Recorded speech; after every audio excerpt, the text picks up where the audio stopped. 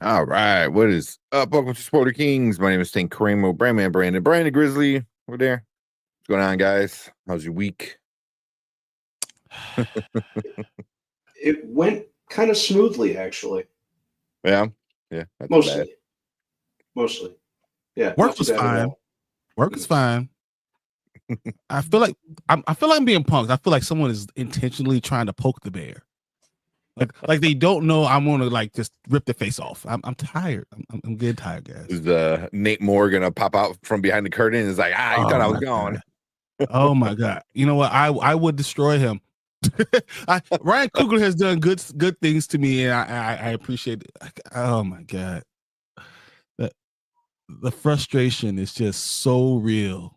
It's so hard, and hopefully, you know what? We ain't got to get on it right now. Yeah, we'll get into it. Oh, wait, when did you watch it? Because I watched it last night. I watched it last night, and then couldn't sleep.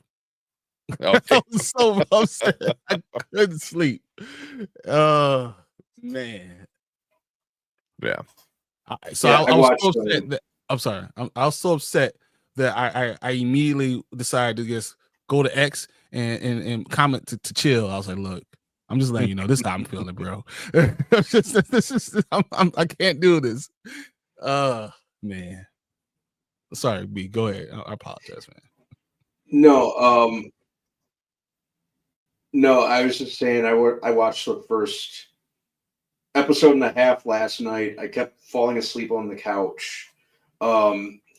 Moved over to the bed with my laptop and tried to watch it, but for whatever reason, I could pull up certain things on Disney Plus, but Marvel Zombies would not play. It was weird. Oh, really?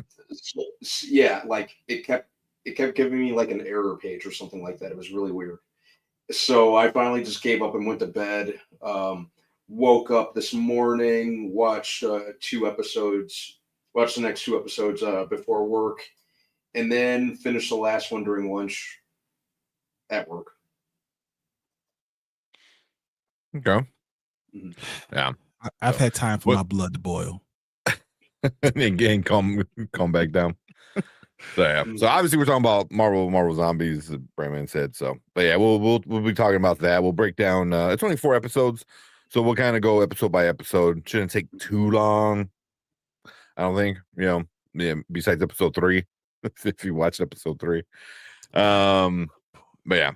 So we're gonna get into that. We'll get into some Gen V. Probably not Peacemaker tonight. But we'll get into that soon. But I watched.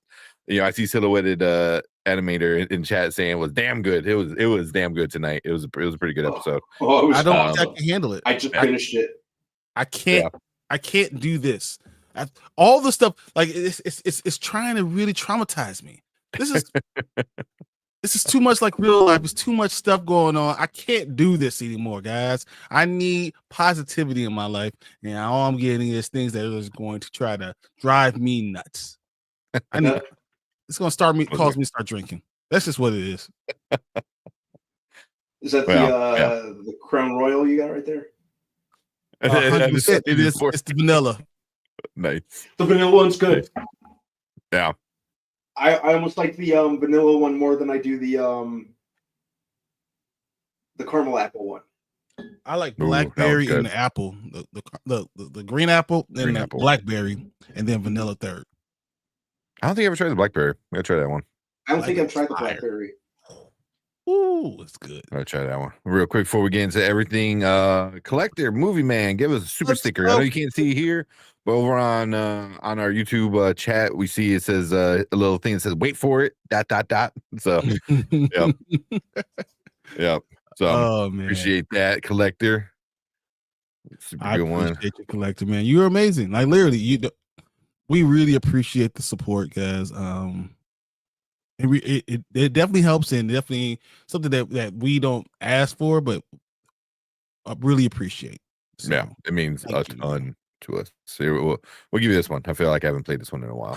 Oh, I like you, pussycat. Yes. That wouldn't be accepted on Gen V.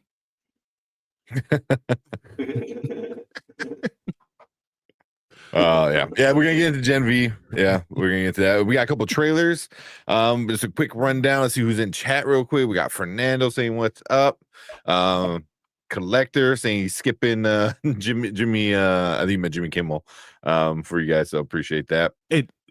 Jimmy Kimmel's speech was not, I mean, so I was surprised that he had to say as much as he said, but that sounded more like an apology. But as a person, I think he had to say something about it because he didn't want to be taken that way. But I was happy that he was able to kind of, I don't know if he doubled down on it, but he didn't back away from it. He said, it's not just me, it's both sides saying you can't censor people like this. Freedom, you can't ask for one amendment to be, a Bill of Rights to be the number one thing in the world and not the second one. Like what? So if the Second Amendment means more to the first, is this what we're saying?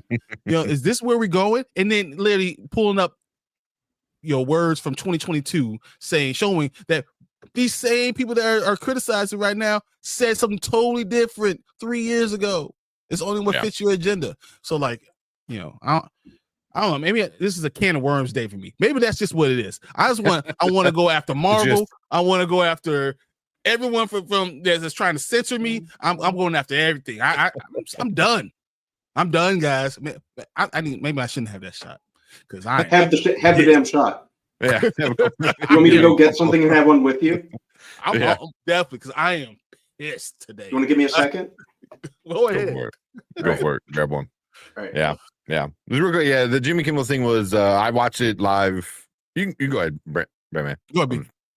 I watched it live. I was okay with it. He definitely, he I don't say he apologized, but he apologized for people's thought process of what he's doing. I think he's straightening out what he meant, because then right after that where he's like, I didn't mean for it to sound like this, right? Which is kind of an apology, kind of not, however you want to take it. But then it also turned into more of a but the bigger problem, and which is what the whole initial joke was. It wasn't about that. It was about the administration and what they're doing and shit like that. Also, if anybody watch, I know Brandon Davis is in chat. If you watch South Park, the new episode, it was good. It was good. Are they just trying to get canceled too? They're trying. Oh yes, 100%. For years at this point, for years, the big theory is they've been wanting to get fired. They keep pushing it, especially like with the COVID, like the COVID specials that they had coming out. Like they were really pushing it with a lot of things. And the theory is like they're asking to get fired, but then they just keep getting more money thrown at them. There's like, here's a couple more zeros on that paycheck, So why can't why can't we do that with Ryan Coogler? Why can't we get? I need people to start trying to get fired. That's why I need more of that. Right? More of that. Give me more of that in my life, because I mean, right at this point, Ryan Coogler might be trying to get fired. He's just like, I do what I want. Seriously, yeah.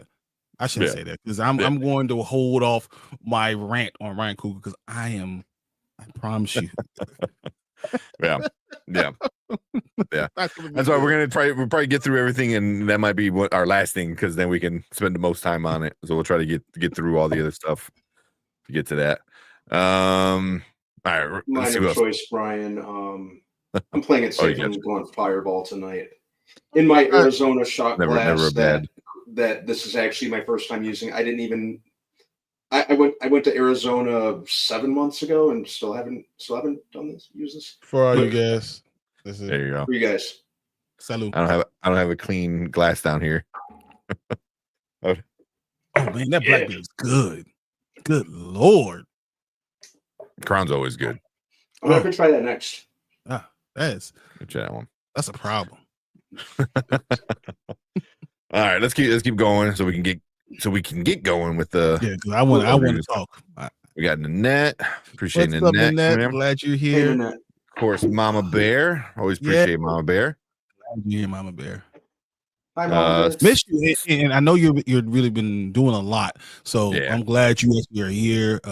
Appreciate you for all the things you do. So I want to make sure I say that now, because when I start ranting, you're gonna be like, Brian, come on, stop ranting. But stop it.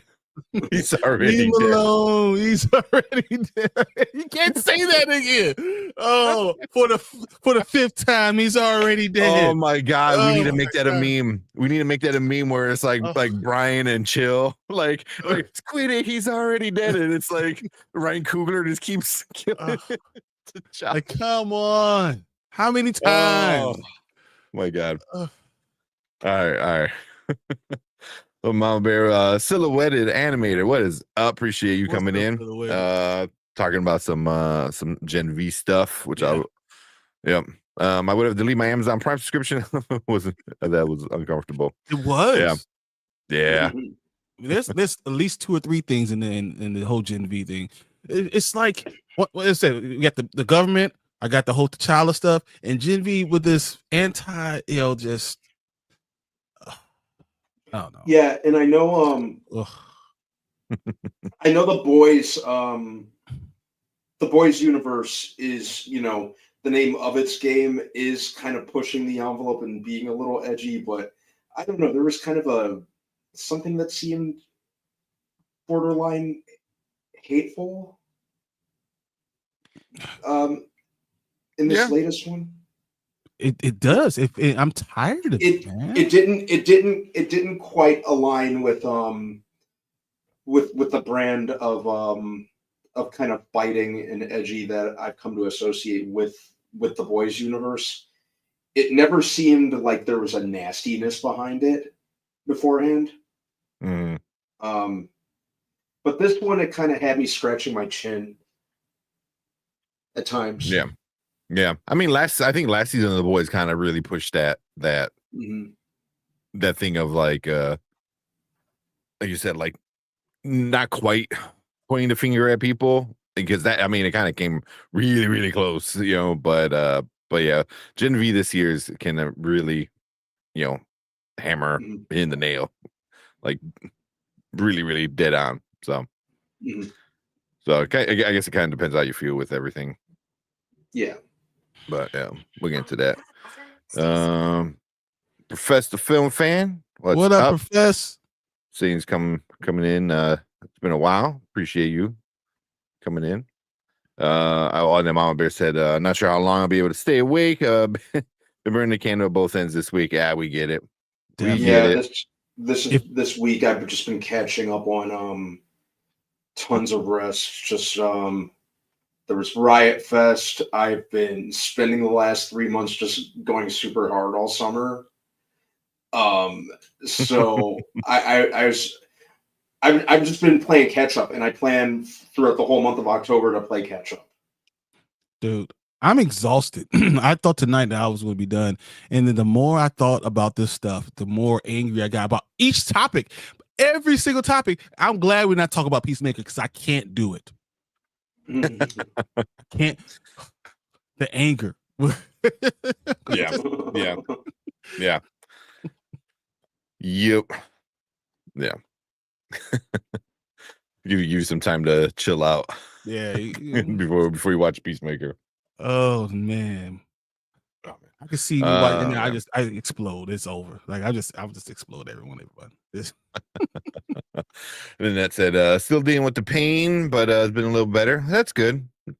Some good days in there. I'm glad you're feeling better. It's huge. Mm-hmm. We got Bobby. What's up, Bobby? Coming in saying hello, everyone. Glad you're here, Bobby. We got Luke. I saw Luke coming in here. Yeah, what's up, man? Hope all is well. All is well, man, for the most part. So I actually saw this I was looking at we on stream and I saw this because I have the 30th year anniversary. This is the 25th anniversary steelbook. It's 25th? I got the 20th DVD. I got the 20th. Man, so they do like every 5 years? This is the 30th one because I grabbed this. I was like, do I have the 30th? But I said this is the 25th year steelbook. That's hilarious. And you know what's funny? I still have the one I taped off the TV. My VHS. I got the legit VHS right here. Damn. Look at you, man. Old school, man. When was the last time you saw one of those? Be kind, rewind. Yeah. So hopefully the 40th comes out this year, or if it is, I haven't even checked yet. But 40 years, man, damn. Can you believe it? Yeah, it's nuts. Man, let's see. What's up? Brandon Davis said, "Zombies is better than all the what ifs. Could have been a better ending, but damn near better than Endgame, bro." We got definitely better than the last season of What If. That goes without saying. But yeah, Just stop poking the bear, bro. I can't really I can't really put it in the same lump it in the same category as Endgame, because I think it's a class all its own. It's like a it's like what the Batman is to the DC universe. It's like an Elseworlds, like when it comes to zombies. It's zombies and What If. I look at it as Marvel's Twilight Zone. Yeah, it's like a hypothetical. And no matter what, in every universe, T'Challa must die. Yeah. In a freaking disrespectful way. Oh, yeah, he got dusted. What if they do? What if they do this? What if they bring him in for Secret Wars, and they kill him from the universe? That's a variant. Oh yeah. 30, just to make sure. 30 seconds after he reveals himself, right? He brings himself. He brings himself like and does all the stuff, and then to get rid of him, they make sure right before he walks through the thing, they blow up the portal. Slices him in half, or like close as he's walking through it, closes, slices him in half. The more that I think about it, Brian, the more heated I get about it too. He's the Kenny of the MCU. He is the Kenny of the MCU. And it's a joke, and you think you're taking us as a joke, and we are taking it, and that's what's bothering me. That because we're all saying, "Oh, it's so good," we're taking it, guys, and that's not good. Mm-hmm. We'll get into that. See, Luke said, "Just got back from seeing Strangers Chapter 2, and it might be worse than Chapter 1." Damn. Wow, Luke. I don't know why I thought Strangers Chapter 2 came out like a year ago. We talked. I think Chapter 1 came out, I think, a year ago, and I think we were getting it. Maybe we were getting it confused, but I was just like, I don't know. Chapter 1 was bad. I watched most of it. I couldn't finish it. So. But there you go. And Luke, I know you kind of like a lot, like a lot of things, and so like for you to come out and be like it was bad, I was like, damn, it must be really bad. So yeah. Well, okay, there you go. So if anybody's a Strangers fan, which I don't think anybody is anymore. There's like 2. Yeah. He's talking about your stuff on Disney, that your stuff might be muddled, that your setting, because if it's not on MA, except in MA, then it wouldn't play. For you, Brandon. Say what? If you had like a parental restriction by accident on Disney Plus, it might have muddled. Even if it's TV 14 or R or any of that stuff, it wouldn't play Marvel Zombies. That's the thing, because I don't think I did. Accident. They can't even do it. Like I could watch it on mine, but my wife can't watch it on hers. Yeah, because it worked on all my other devices. Woke up, just put it on the TV. Oh, just the TV. Morning. Yeah, that's weird. Yeah, could have been. No.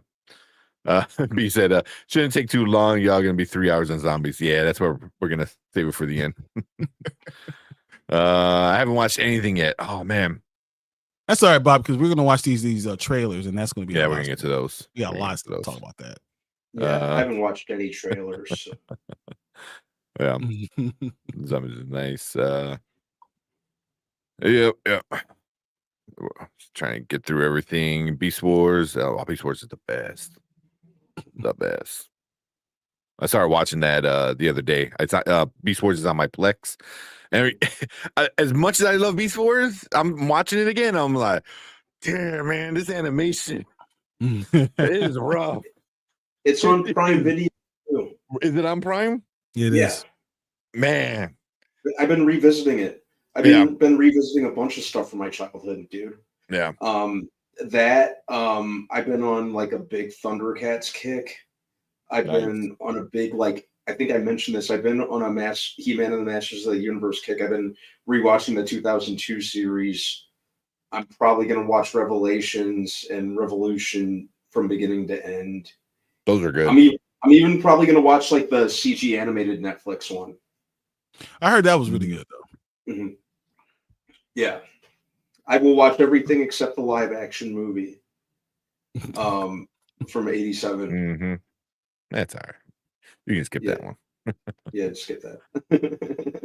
Tony said, log, it was a Thursday night, and I got to learn my cellular device from 3 good gents who identifies themselves as the spoiler kings. They're interesting, so I decided to keep watching.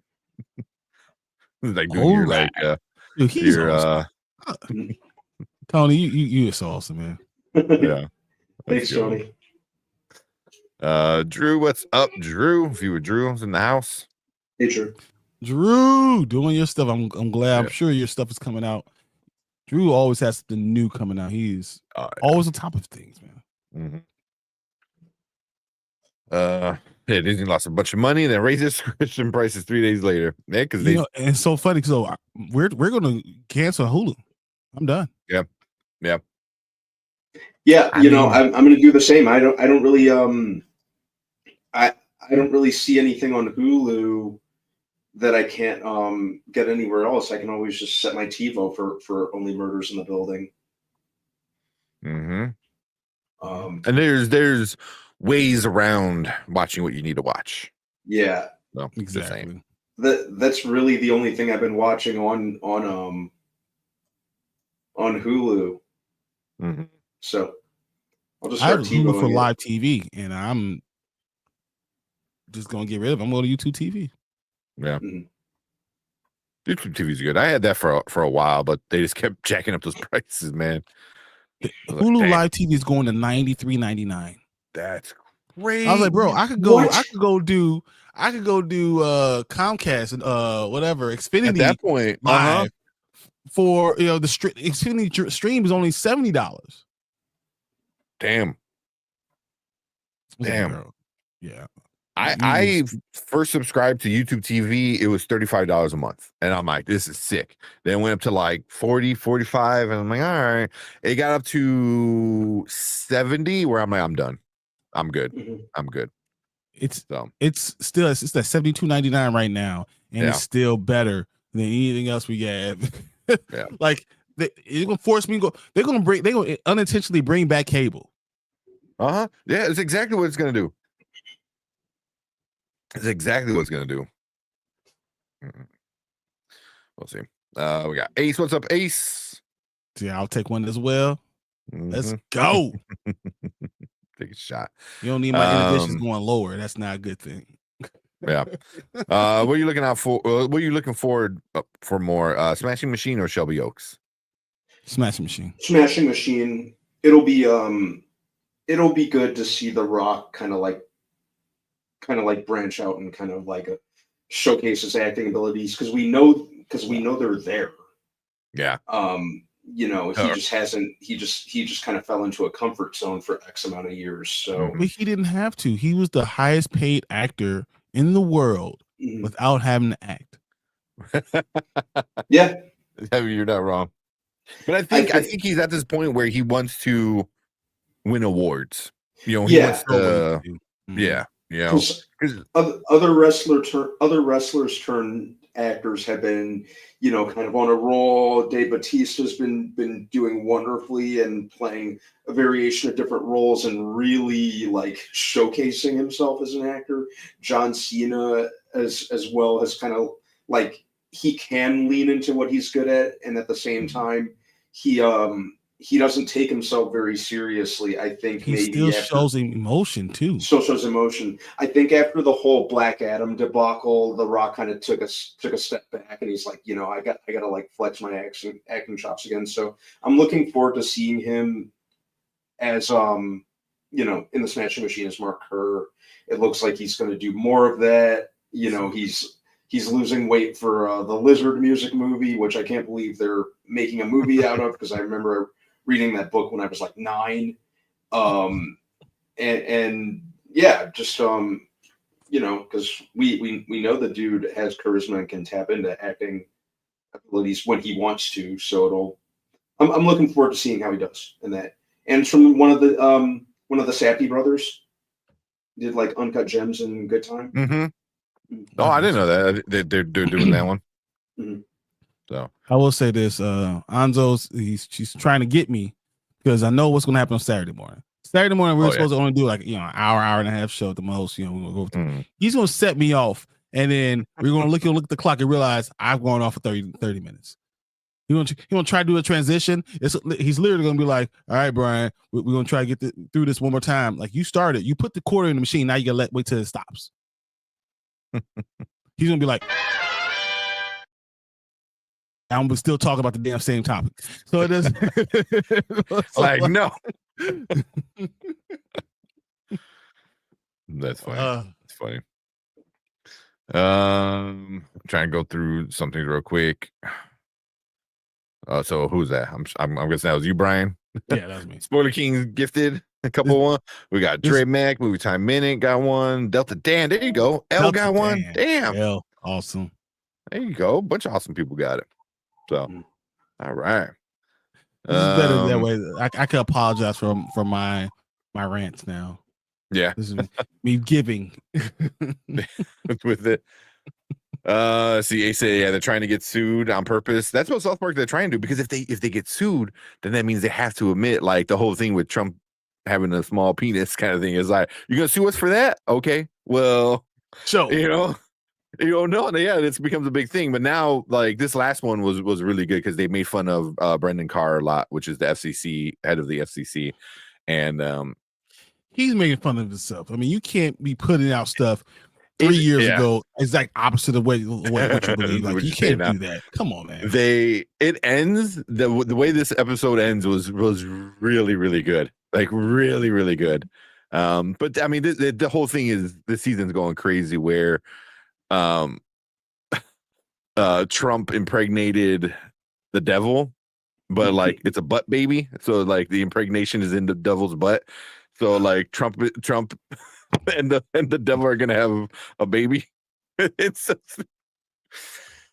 stupid. But this one definitely touches on like the Israel Gaza stuff. It touches on all the FCC, the stuff that happened recently. So yeah, man, they are going hard with everything, man. Yeah. Oh man. Should I skip this episode because I haven't seen anything you're about to review? No, we're gonna do a lot some trailers. Yeah, we're gonna talk about some other things. We could talk about Marvin Jones III real quick. I mean, we're gonna do some other things, and then we can. Yeah. You'll be all right. You'll know when. I'll let you know when it's time. Yeah. And then it goes on to right there. Then he's shaking my head. Yeah. Yeah. We'll talk about that. Oh, Fernando. We'll talk about that. I know I was trying to skip around. Randy said Weapons was dope. I watched it again. I liked it. I liked it a lot. I think we saw that. Yeah. Yeah, Tobias Wills. We're gonna be talking about that. I see that celebrated. Yes. Then we got Maria in the house. Maria, how you doing? Glad you're here, Maria. Only like the original Strangers. That was the only one that was kind of good, but at the same point, I'm like, just shoot the motherfuckers. I was like, but didn't you have a gun? I'm pretty sure there was a shotgun somewhere in the house at one point, wasn't there? Yeah, it definitely was a shotgun. And there's no way. That was the only one where I was like, it was like a semi-original idea, and then after that, they went stupid with it. That ish would not work with me. Yeah. I'll be in the news the next day. One man shot everyone that came in to try to rob him. All of them died. Mass white people try to rob him. They're all dead. They're all dead. Each one had a number bullet on them. You're number one. We got Derpy. What's up, Derpy? Saying just rewatch episode 6 of Peacemaker. Oh my goodness. Yeah. Yeah, it was a good episode, man. It was Can a you lot of episode. imagine? Yeah. I don't know if I'm They- ready. I'm just not ready. I know Brian. So me and Brian Man watched it. I know you didn't watch it. I would say there are some things where surprising, and then some things where you're like, I knew that's kind of like called it. Yeah. So it had a good balance of it, but yeah. I'm really excited for the last 2 episodes. Like it's gonna be interesting. When I see evil Superman come out from the Red Sun, and when I see that, I know what's gonna happen. Derpy, did you watch the preview? So they did the trailer for at the end of the episode. They did the trailer for episode 7, and I just was, I let it play and not knowing, and then I heard them talk again. I'm like, oh shit, it's the trailer. So I watched the trailer, and I'm like, ooh, like, yeah, like, okay, good. Let me see. I don't know if you guys can hear that. Nah, probably can't. No. Trying to play the Babu Freak, but my thing ain't working. All right. So if I missed a few of them, sorry. Wolverine game trailer will be something we're gonna talk about, Bobby, too. Yeah. We got a couple trailers, and then we'll get into our shows. So we could do a trailer, talk about Marvin Jones the third. We do another trailer logo. Yeah, that right away. He's talking about, has anybody seen the Wolverine trailer? Let's watch it right now. So I haven't seen the Avatar trailer and I haven't seen the Wolverine trailer. I seen pictures of the trailer and people talking about it, but I haven't seen it for myself. So kind of excited. Let's just watch it, man. I'm ready. Heck yeah. Let's go. Where we at?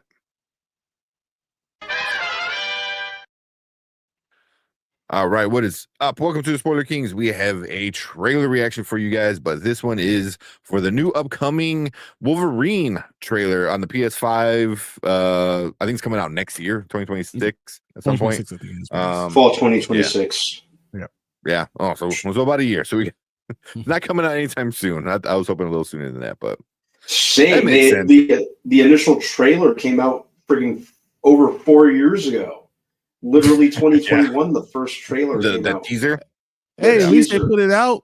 It could be worse. You could do Blade. It never happens. Yeah, but I mean, for video games, I think that happens more often, where like a game might get announced and it kind of never pans out. But but next fall makes sense because right before the holidays, right before Christmas. So, but let's check this one out. And then we'll talk about it. Omega Red wraps his coils around Wolverine's neck. Logo, PlayStation Studios. Blood spurts from a Reaver's neck as Wolverine's claws slice it open. I don't know why it's doing that.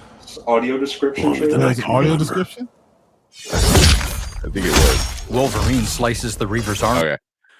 Okay. Seriously? I was like, all right. Hold on. I mean, that is what Wolverine was doing, and that was what happened. So I mean, they weren't wrong. I don't know how the hell I got that. So everything you said there, it was true. It was. If you got it, it's fine. I could get it right now too. So you just let me know.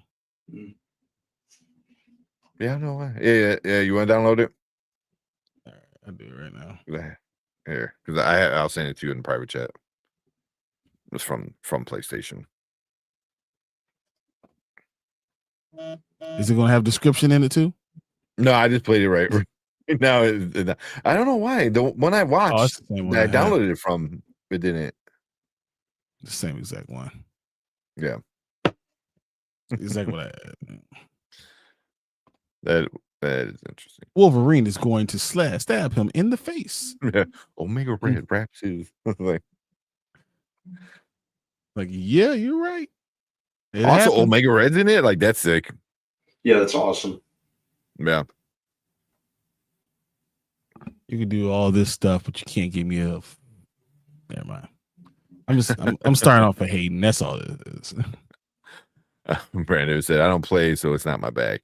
Man, but some of these games, even if you don't play, I would highly recommend some of these games, like, watch people play. Exactly. like watch all the God of Wars, man. Oh, so good. The Spider-Man games, like so good. Yeah, that's the one. There we go. All right. Let's try this again. Take 2.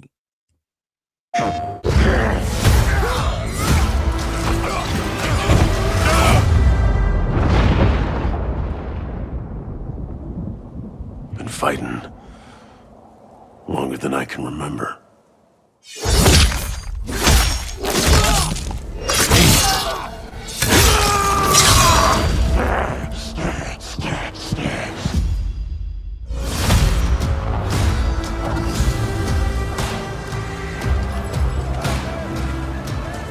I'd like to say I'm not a violent man.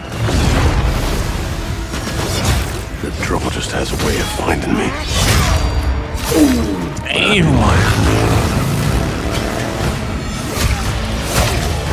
Doesn't matter where I go.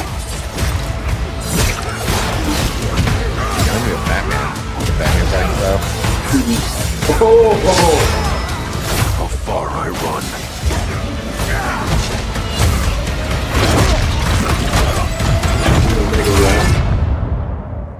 Death's always waiting.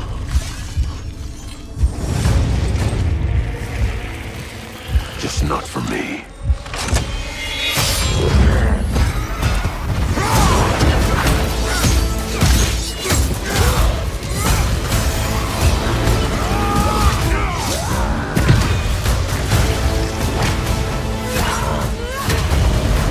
Cause I ain't no hero.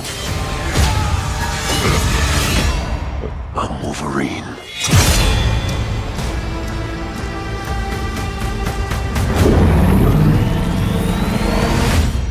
In a Sentinel Nice. too? Sold. My bad. Oh yeah. It's so nice to Sold. finally hear something about this game. Mm. Yeah, because the only thing we got was like the little teaser of him at the bar. Yeah. Mm. Yeah. Which was awesome. I was just thinking about this game the other week. Like, when are they even still developing it? Is it stuck in limbo? What's going on? Give me something. So, they gave you something. Yeah. Real gameplay, and I mean the violence was epic and it was right on time. And I liked the look. Mm-hmm. I liked the villains. I enjoyed a lot of this. Oh yeah. I like the gameplay. That looks like actual gameplay, not just like cutscenes. You know, like they it looks like actual gameplay.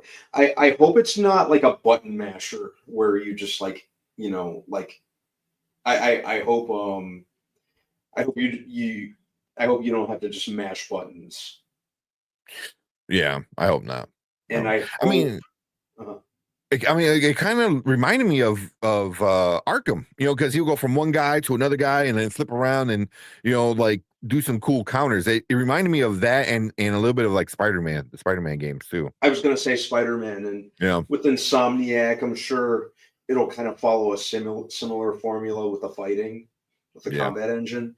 And in true Insomniac fashion, I hope we get a lot of unlockable costumes. Think about that. I'm talking about, like, you want the brown one, right? I want the brown and tan one. I want Age of Apocalypse. I want I want the like old school 70s Wolverine where the pointy things were like smaller and he had like whiskers on his mask. Like I want a cell shaded one, like the animated series style. I want, you know, heck, throw the Hugh Jackman version in there. You'd be like 8 feet taller than everybody else. Like tower over everyone. No, like go they'll go do like crazy Weapon with X. it. They'll do like X Force. Yeah, definitely Weapon X Force, the Alpha Flight version. Alpha Flight, go crazy with it like you did with Spider-Man. You know, that was part of the fun of the Spider-Man games, just the just the interchangeable costumes. So I hope they do that with this. Yeah. I hope so. The voice acting sounds good.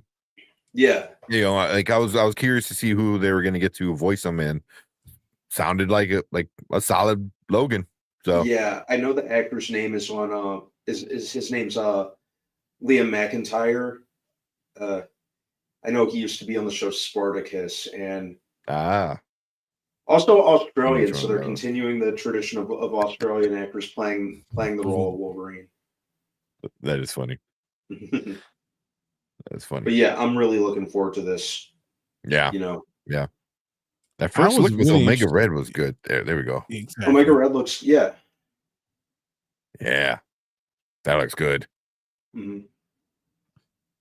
Yeah. Mystique I was even down with his look. I mean, he didn't. It doesn't look like Hugh Jackman Wolverine. Looks like the Wolverine which you expect to see from Wolverine. Yeah, but that was interesting. Mm-hmm. A lot of cool explosions. Mm-hmm. Even the healing factor, how it looked, that was good too. Mm-hmm. See if I can find that Mystique one. Good Mystique. Yeah, I mean that looks so good.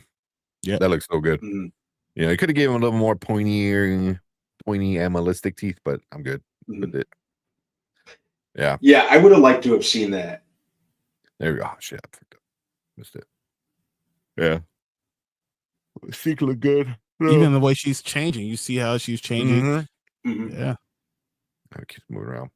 Yeah. Yeah. She had like robot legs, bionic legs. I think she was like saying to be one of them. Mm-hmm. Mm-hmm. You know, because she's like changing there. Yeah. I'm sold. But the deaths are amazing. And the whole, the faces when you see the claws come through, oh my goodness, it is serious. Mm-hmm. Yeah. Yeah. Man. I'm kind of curious to see what story they're gonna tell. I'm really curious to see what that one, because the last Wolverine Origins game, like as much as the movie sucked, I was not a fan of the movie. The game was really good, and it did not follow the movie at all. Like it kind of started off similarly. Yeah. By the end, the game was like a completely different thing. So the game pretty much succeeded everywhere that the movie messed up. Yeah. Mm-hmm. Mm-hmm. Yeah. So hopefully, I mean, obviously it's not going to be a continuation of that, but it's as good as that, when it came story wise, if not better. Mm-hmm. So super excited about this, man. I freaking love Wolverine. Got my whole little Wolverine shelf back here. So yeah, I'm a fan. But cool. Our first like real look at the game, which is awesome. We've been waiting forever for this stupid game to come out. We're finally getting it. Next year, we're gonna be playing some Wolverine. So make sure you guys check your click the like button, hit the subscribe button as well. Come and join us when we get some more trailers of this. We'll be talking about this and some other fun MCU stuff as we always get into. And leave a comment. Let us know what you guys think about this trailer. But we appreciate everyone coming in our live chat as well. We want you guys to stick around because we're gonna move on to our next topic for the night. Take me out. You did like and subscribe early. I was like, oh no, I know, my bad. I got thrown off. Let's see what you guys said. Is that Ace? Like, oh hell yeah. Yeah. What's that? They've had that bad data hacking. That's what's taking the game so long. Oh, is that why? Because I thought it would have been out by 2025 at the least, but 2024 is what I was expecting. Yeah. Said, would you be willing to play some of the game on your live stream? So hopefully by this time my youngest will be 2 years old. So hopefully I can stream a little bit more on my personal channel. He thinks so, huh? We'll see. Well, hopefully if they go to bed, maybe I can like stream a little more. The only thing that can happen is that you change your mind and just say, I don't care. But the chances of that happening are slim to none. Because it's hard to not care. Yeah. Maybe a bad parent. Well, see, but then I have like the older ones because the old one's gonna be 4, and then I'll have a 2-year-old. Hopefully, and I'll have some knights back. And now we're gonna be saying, "Stop fighting your brother" all night. Put them in different rooms. Like, you sleep there. Nah. The oldest one, my oldest son Lucas, he likes sleep, so I think it'd be all right. But we'll see. But yeah, we'll see. We can find a way to stream it or not. So I mean, I got my PlayStation back here. I don't know if you guys, where is it? So it's all connected. I just need to tweak my OBS a little bit. But let's see. Question: Who's a better DC villain, Cheetah or Black Manta? I think Black Manta. Yeah, Black Manta easily. Black Manta. I have a question. Yeah. Yep. Collector said, I'm definitely getting a PS5 next year. When I get that, I'm gonna be streaming a lot of games I've been missing out on. Nice. That's the way to do it. It's my #1 game of the year for next year. Oh yeah, it's gonna be fun. We gotta wait to see what Deuce says. I can't say it's that #1 game of the year. I know. Well, at least for next year. Do we have a problem here, bub? So I saw the Dub Chuds complain that Mystique looks ugly and it's ridiculous. Really? I mean, as Mystiques go, she looked like Mystique. What do people want? They want her like half naked and like white. Romaine and yeah, exactly. Yeah. Naked with scales. Yeah. That just needs to look good. Yeah, looks more comic accurate. That's what you saw. You saw a rip and tear inside someone's skin every time you saw him stab. It was a really good move. Yeah. Trailer for Wolverine's awesome. Like I said, what pisses me off most of the year showed the first trailer of Wolverine. They also showed a trailer for a remake Star Wars: The Knights of the Old Republic. Did they? Possibly. They always talking about we're gonna remake it, we're gonna remaster it. Like, whatever. Yeah, I still got the old one. What's up, Travis? Travis, what's up, man? All right, let me be back. All right, let's check out. Bring that down. Check out this Avatar one. This one just came out today. Well, let's do the casting first, and then do Avatar. Which one?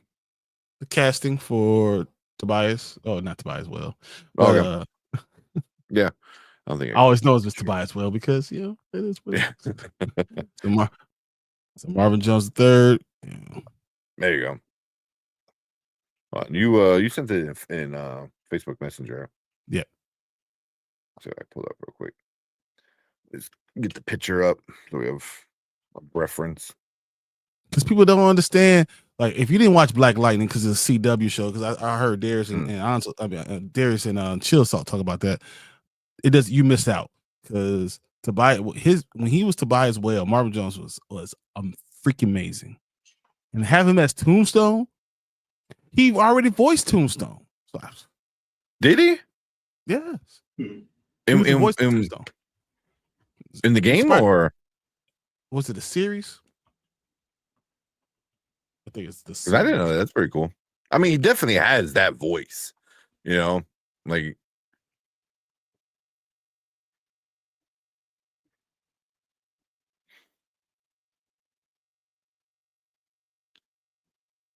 I was like screenshot, but it's all good.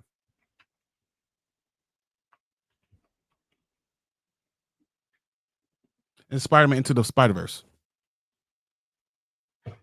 Oh shit! Okay, he's the voice of Tombstone and Spider-Verse into the Spider-Verse. Mm-hmm. Yeah. Yeah. He's gonna make an awesome Tombstone. Even kind of looks like Tombstone from the Insomniac game.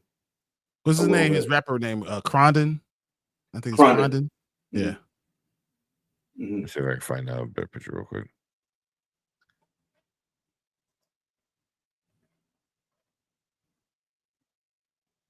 But Crondon doing it. I don't want to say everything I want to say during this whole thing, but yeah.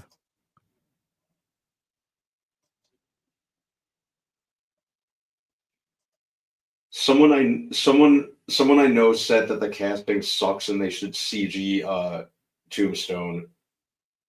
I'm like, What? it's not like he's I'm like, it's not like he's the Hulk or Thanos. Do you also know who Tombstone is? You know Tombstone's a black guy, right? He's a black dude, yeah. He's an albino black dude. Tombstone is an albino black dude. So why can't we have an albino black Albino dude? black dude. Tombstone Yeah. who already voices him. Like, I was trying not to. He's gonna crush Tombstone. He's so awesome. Like on Black Lightning, that was his unofficial audition. That's what he was. That's actually worse. I know, like, oh my god, so annoying. Which I don't get why it's worse, because it's like a high res fucking picture.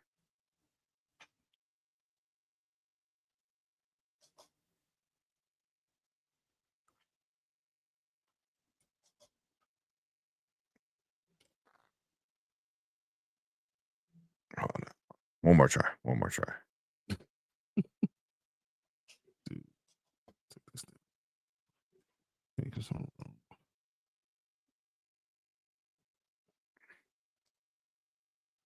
There we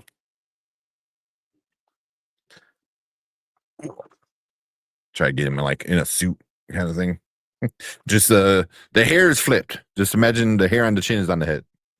That's not even a big deal because he's bald. Nah, I don't care. Steve Harvey had a high top fade for 12 years during the Steve Harvey show, guys. No one even knew how bald he really was. We were like, oh, it's a hairpiece, but we didn't know how bald he really was. The man was bald. I like him. We compare him to the one that Into the Spider-Verse. So that look of Tombstone, which looks good. Yeah. Because this doesn't look like a black man. Tombstone's supposed to be about a black man. And just the intimidation factor is a big sell. The voice and the intimidation factor. 100%.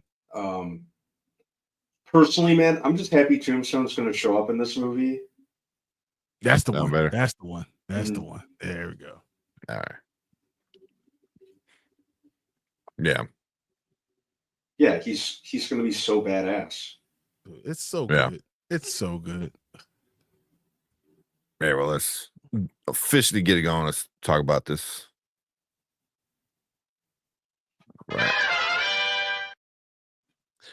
All right. What is up? Welcome to Spoiler Kings. We're going to be talking about Marvin Jones III playing Tombstone. We got him officially casted. The next upcoming Spider-Man film was Brand New Day. Brand New Day. Okay. So, we've had Brand New Day production been paused for the last week, after, Tom Holland, suffered the concussion, which I'm like, I've had like 15 of them, so it's okay.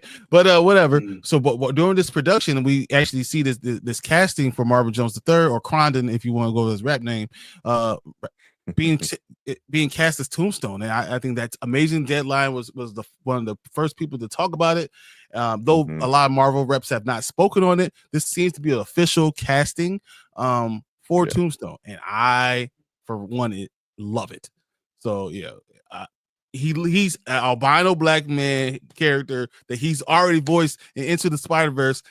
Why not do it? I love it. What do you guys think? What do you think? It's spot on.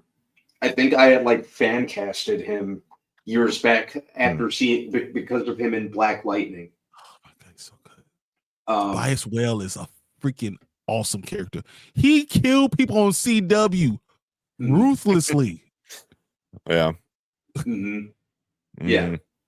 He's the whole package. He's got the look, he's got the voice, he's got the intimidation factor.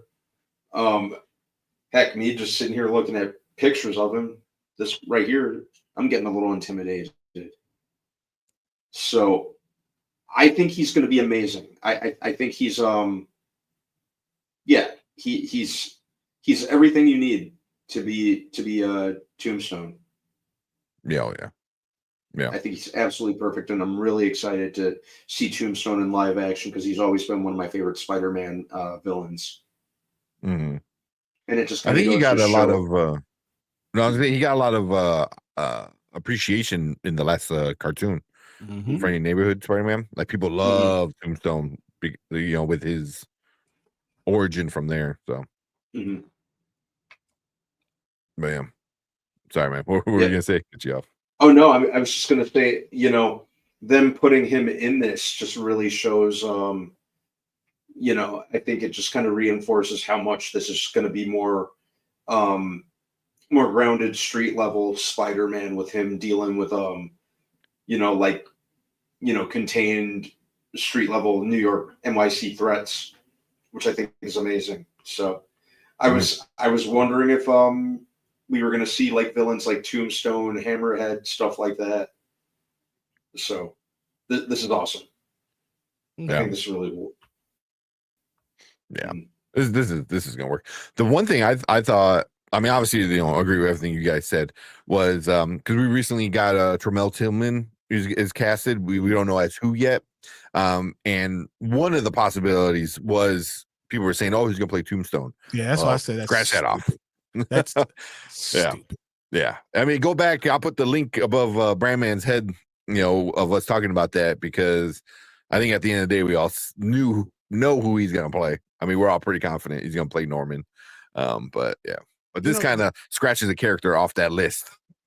So he literally was Tombstone and Black Lightning, basically. Tobias Well was a hulking dude who was like immortal, that was like bulletproof and would kill people with his bare hands. And literally, who's Lonnie Lincoln or Tombstone? He's literally African American albino with filed teeth, with near indestructible skin, who's just incredibly strong.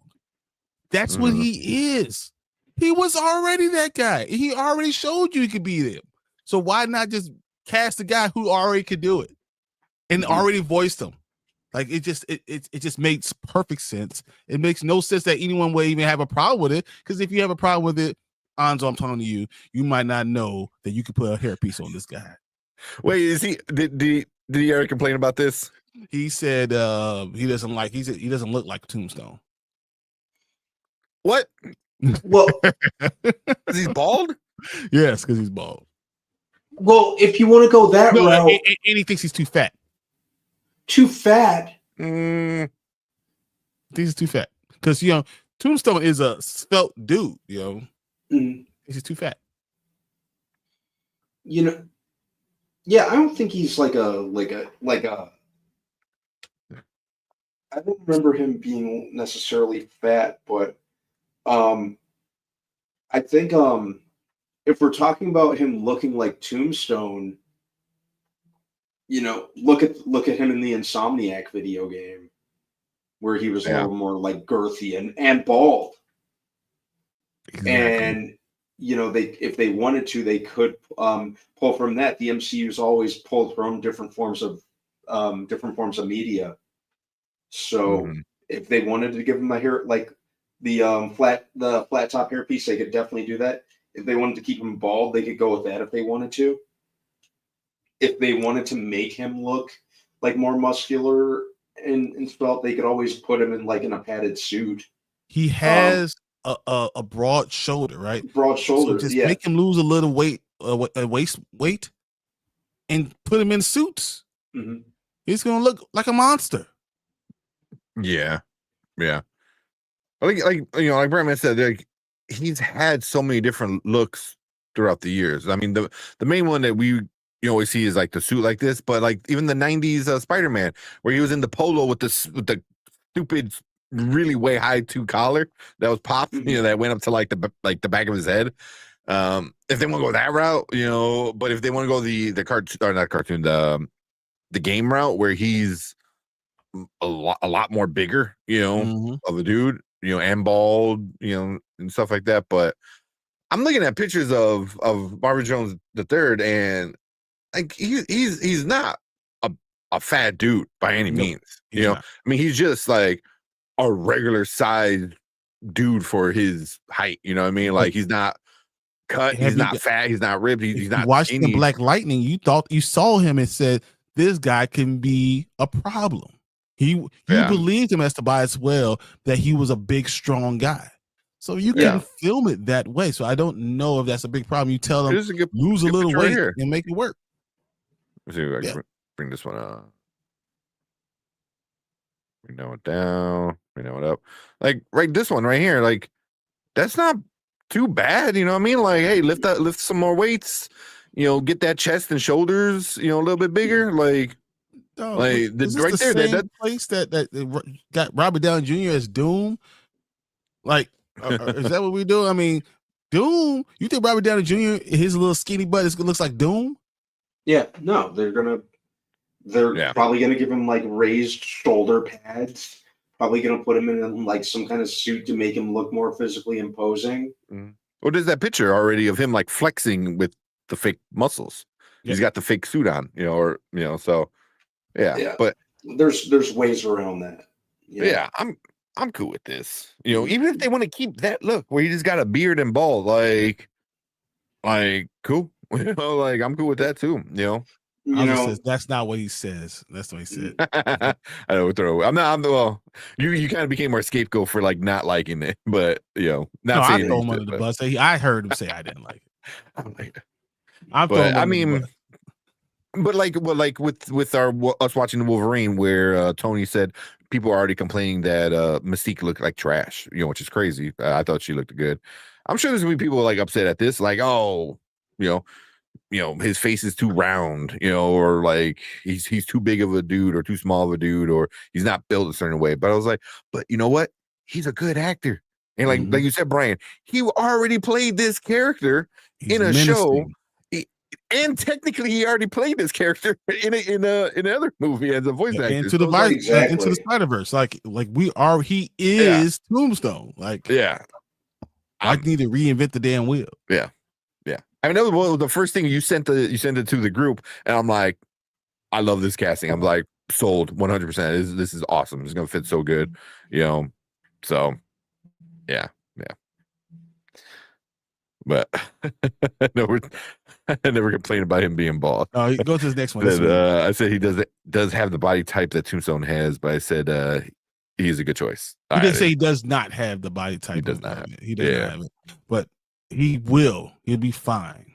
And yeah. I mean, all you do is kind of like have him like get his arms a little bigger, get his chest a little bigger, get his shoulders a little bigger. He's done it. He's literally done it. We saw that Black Lightning. He was awesome. And if you want to hear what Anzo really has to say, you have to come and see us on Saturday morning, because I'm going to make this be a topic and I'm willing to talk about him. So, but I'm looking at pictures of him, and he's not. Yeah, he's 5'10", so he's not like crazy, But that doesn't matter because it's about average. How tall is Tom Holland? He makes everyone big. Yeah, exactly. Yeah, exactly. Everyone, you regular height, that means you're like 8 feet tall. And if he's got to be like a certain height, if they want to make him appear a little taller, there's camera tricks they could do, or just give him lifts. Yeah, I'm just saying. And for when it comes to Tombstone, he's been drawn like so many different ways that for me it's really all about the it's really all about the what's the word, the presence and acting merit. That's what I think. He has it all, and you know what? And the fact that once again, Tom Holland, they say he's 5'7", he's probably 5'6". And he's always crouching down. So like, he's going to look like you assume Spider-Man is 5'10", 5'9", 5'10", and he's going to look like he's 6'2". He's going to have that presence. He's gonna loom over Tom Holland. Tom Holland's a little dude.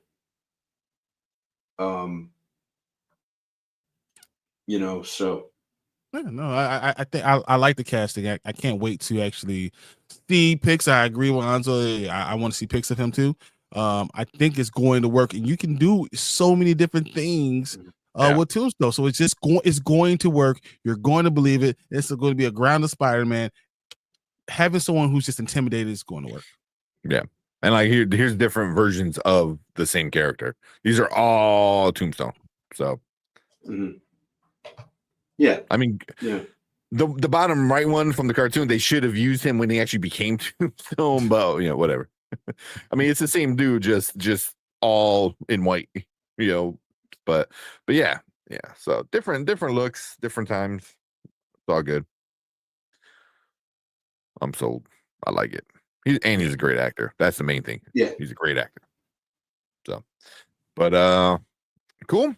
Yeah, let's get out of here for this one. But we appreciate everyone coming in, hanging out with us. If you're watching on the replay, make sure you guys hit that like button, hit that subscribe button. Come and join us when we keep talking more about the Spider-Man updates and stuff like that. All the other Marvel projects, we're going to be talking about that as well. Like Brian said, make sure you check out Brian and Anzo on the Rewind Saturday mornings. So when they talk about all the different kind of comic book news and all that fun stuff. But yeah, we appreciate everyone coming in, hanging out with us. Leave a comment. And if you are watching live, stick around because we're going to move on to our next topic for the night.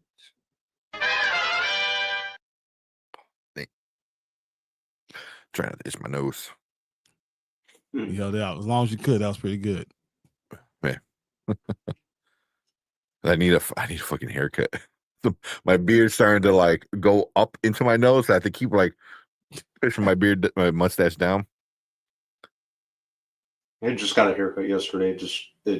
It's one of the best feelings. Just walking out of the barbershop. Yeah. Fresh cut. I got lined up, but I was realizing my line is starting to go away because I had the baby hairs. I've been trying to keep the lining going, but it's starting to happen. So this might end up having to go. I'm calling it April. April, that's it. Yeah, I think Really? I think April's the time. Start getting a little bit warmer. Yeah, it'll be over. So yeah, just go through one more winter. Yep. I was thought about doing it now, but I was like, I'm not doing it during wintertime. It'll be cold as hell. You know? Yeah, and that's gonna be walking all over the places. Like I'm so used to having all this hair. I'm like, so let's wait till the summertime and do that. Yeah. I was gonna hold this for Saturday because I do want to show you guys what I got in the comic book store.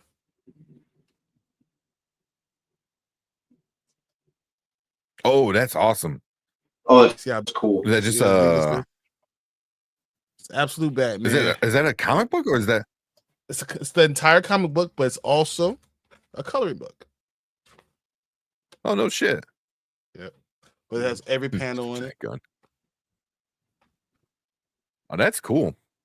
Man, I'll just frame that. That's what I would do. Yeah. So I saw this and I was like, I just wanted it. So heck yeah. Yeah. But that'll be my comic book minute when I have it on Saturday. So Saturday. Yeah, I know Sully messaged me. I gotta send you what he thinks. He's like, oh, you should guys do a whole comic book thing. And I was like, yeah. I just don't know. Because I know you did it before. I loved it. And I was showing all the things that I grab every week because I grab so many every week. But I got some stuff. When we talk about Marvel Zombies, I'll talk about some more comic book stuff. Nice. But we'll wait till then. All right. Let's watch one more trailer, and then we'll get into a TV show. What were the other two that you put down on there? Some Netflix ones. Okay. In Your Dreams, I never heard of. In Your Dreams. In Your Dreams, I believe is the one. Is that the one with Want to see a magic trick? Why? It's that one. Okay, I never. I saw the kid one, and then this one. Always thought just being ready is the point. Idris Elba. It keeps the villain in check. I haven't heard that one either. Oh, really? Okay. Yeah. Either. Yeah. Real quick, Maria said, "Have a nice day." Has too many characters. They do have a lot. I think you meant. Yeah, I know. Brand New Day. I think. Brand New Day. It has a lot of characters in it. So. Yeah. Is Tom okay after the accident? Concussion. Yeah. Right. That's the last I heard. I haven't heard anything new. Same. So it'll be all right. I'm like, hey. Yeah, I think he's gonna be okay. In football, we say, "Hey, move the drill. move the drill. Get up. Quit playing." Yeah. And Bobby said he can lose weight for the role. Yeah, he's not even that fat, so he should be fine. He should be good. Man. He said, I think he is perfect casting. Yes, he did voice him in the cartoon. Yeah. Yeah, which is awesome. All right, let's do this. Watch the all part. Boss keeps. So that makes sense. Oh man. All right. So the top comic book is Tombstone. I know. Yeah. This. Watch the Avatar.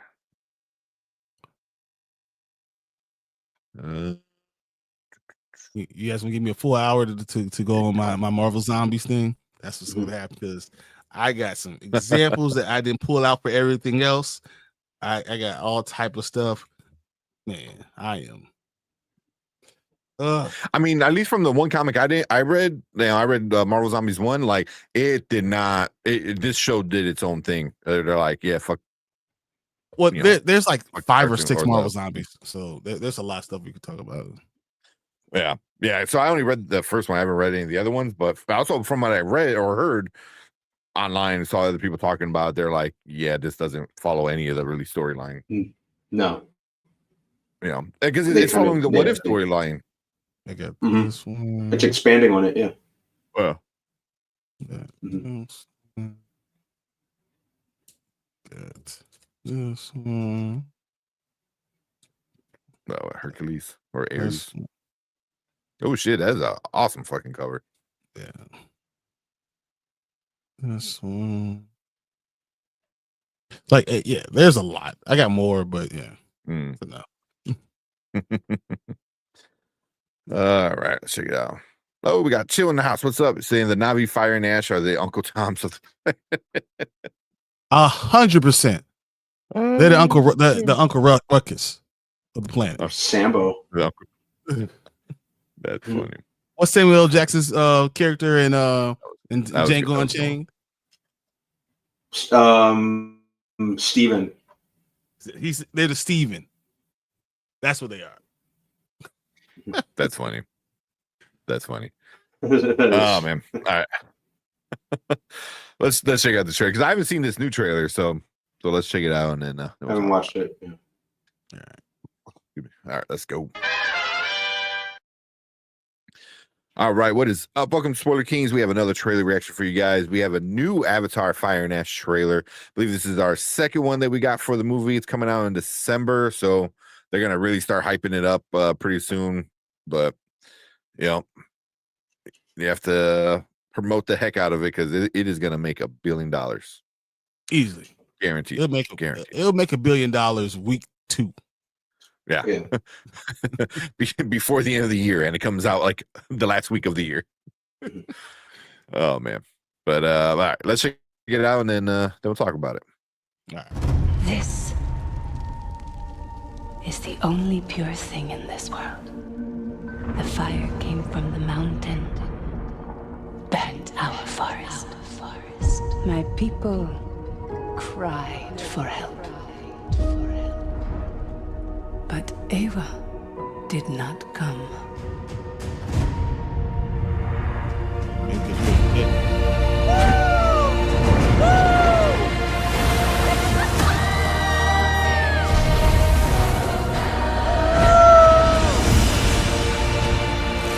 Oh, that's gonna look awesome in 3D. This world goes much deeper than you imagine.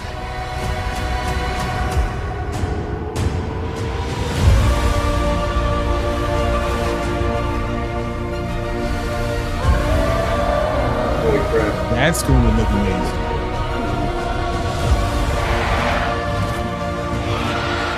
Protect your sister. Yes, sir. Stay in the cover.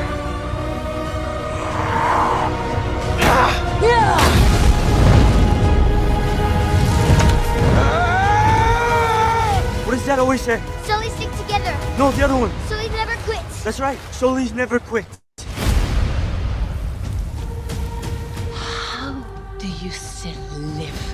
What if every human being on Earth could live here without a mask? Then the Navi people will be gone. Whoa.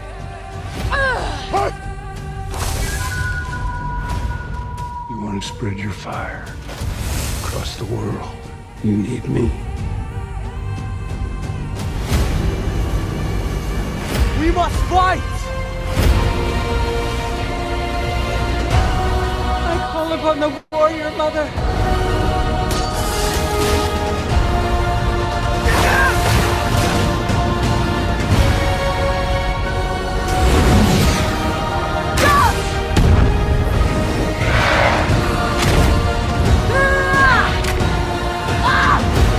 I'll kill you! I swear!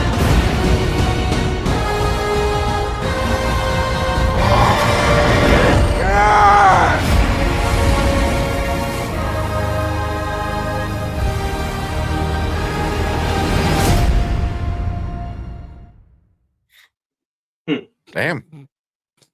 Yeah. You know the first thing I thought of? I'm sorry, What's sometimes it be your own people, man. Sometimes it be your own people. I'll make you. She said the only pure thing is fire. I was like, what about water? What do you drink? Like it just when you start breaking down what you saying and your hate, sometimes it just falls apart. Mhm. Just saying. Sometimes be your own people, man. I don't know. Yeah, that was this one. I think this one's gonna be more interesting than the first two, because the first two were very, here's Dances with Wolves, here's the biblical kind of stories and stuff like that. This one actually seems like it might dive into the actual world rather than, oh, humans are messing up shit again. I mean, it looks like they're still gonna be They're still around, gonna but do that, because now they can breathe air. Yeah, which could be interesting. It seems to be a lot more. It It seems to be a lot more immersive story wise than the last two. Because exactly, you said it all just now, Tank. First one is Dances with Wolves or Fern Gully, however you want to look at it. The second one, kind of played a lot with the biblical chosen one tropes, which I just tuned out. I just paid attention to the visuals. And in the end, that's really why I go to the Avatar movies and see them on the biggest screen possible. I go to them for the spectacle, Yeah. They're fun to look at. Seen each one in the theater anywhere between 2 to 3 times. So I usually put the story is very much at the bottom of my list when it comes to all of them. I think it's a showcase reel. James Cameron showing off understandably showing off the tech that he developed and the visuals that he developed for these movies. That's really what I'm there to watch. So it looks great. I can't wait to. It's going to be an IMAX 3D watch. Oh yeah. I mean, there's no other movie I ever care to watch in 3D except for the Avatar movies. I was exactly. Yeah. Exactly. They're just. It's pure spectacle. They're fun to look at. I just thought about Jake Sully as a dude pretending to be a dude disguised as another dude. He's literally that. He's literally that. He's literally that. It's crazy. I'm starting to think about it. The more I think about it, it's Tropic Thunder. It's crazy. And he's the one leading. Why does he get to lead them? I don't understand. This. Yeah. Yeah. The first Samurai. One, the first. Yeah. It's definitely Last Samurai. It's definitely Last Samurai. It definitely is the Last Samurai, which kind of drew. If I'm being honest, I drew parallels between The Last Samurai and Dances with Wolves at the time when it came out. He's an actor playing a dude disguised as another dude. Literally in this movie. Yeah. And he has to be the savior. I don't understand that part. And that if you really thinks about that, not her people that she saved all these years. They chose this off-worlder guy to do it. I just always have a problem with it. Now, as you said, Brandman, this is beautiful. Yeah, it's incredible. There's scenes in there where they mix, live action looks along with animation, and it just looks incredible. Yeah, the photo real CG. Look, I mean, look at that shot of whatever this Yeah, new Navi the new chick. character's name is. Yeah, Yeah, you that know, looks I real, think man. That's like yeah, crazy. yeah, like the photo real visuals are absolutely incredible. You know, I just kind of sit there transfixed, Like that. like That's that. Yes, crazy. exactly. It looks If like I a didn't know real any better, I'd think that picture. was like a real shot of real people from a distance Yeah. that just happen to have tails. But yeah, yeah, I just think they're great to look at. But how Yeah. much when do you say that's enough's enough? Like, that's crazy. Honestly, I think you might wear out your welcome after 3 movies. I don't really see how much story James Cameron thinks he can squeeze out of 5 of them. He And hasn't done a story yet, so he can just continue to do. He's going to do another story. You know, he just go to the Quran. Yeah, well, let me He'll ask you go to guys. Quran. Let me ask you guys this: like, when you sit through an Avatar movie, or do you find yourself thinking about the storyline very hard When I walk out, when you walk out? Yeah. when I walk out, Afterward. I'm Mhm. like, man, was Yeah. this? Was this really good? And Did then this further, actually make sense? Or is this really pandering to me, and Mhm. I'm allowing this to happen? Am I part of the problem? It forces me to look in the mirror and say, "Am I part of the problem?" well, yeah, and to piggyback off my own question, do you find yourself like really wowed or wowed by the storyline or the plot material or it really leaving an impression, or do you find yourself, or do you find the visuals resonating more with you? I don't. I mean, the mean, visuals are amazing, right? I mean, aren't they, Tank? Yeah. No, well, yeah. I mean, you get lost in that, because I remember in the last one, like at the end, I'm like, man, how's that water look like water? Like it looks real. Mhm. Everything it's happening, it looks real, and I'm not paying attention to like, oh, this is like just a very half-assed kind of storyline, Mhm. because the whole time you're just like looking, you're like, wow, that looks cool. Wow, that looks cool. You Yeah. know, Mhm. I think 3 movies is enough. Um as far as the oh, storyline goes, that's the it wildest thing. He goes, this shit is trash visually. It's good, but my girl think it visually is amazing. It's good enough for me to look at. I, I don't hate on it. okay, I don't mine hate is on the it. second half of that part. The first half that this looks trash visually is crazy, bro. Because this is might be the best CGI ever to be on screen. yeah, and it's, you know, they all Yeah. the original 16 years after the fact, it still holds up. 100%. Yeah. Um, Yeah. they're But I get what you're saying with the joke B, but the other things are better to look at. But yeah. but yeah, I'm good with this. I understand what's going Mhm. on. I know what it is, but I still do question myself. Am I part of the problem? Am I part of the Mhm. issue? And it's because no, I love movies. I love movies. I love seeing scenes. But when you're continuously having the same storyline, I yeah, don't know.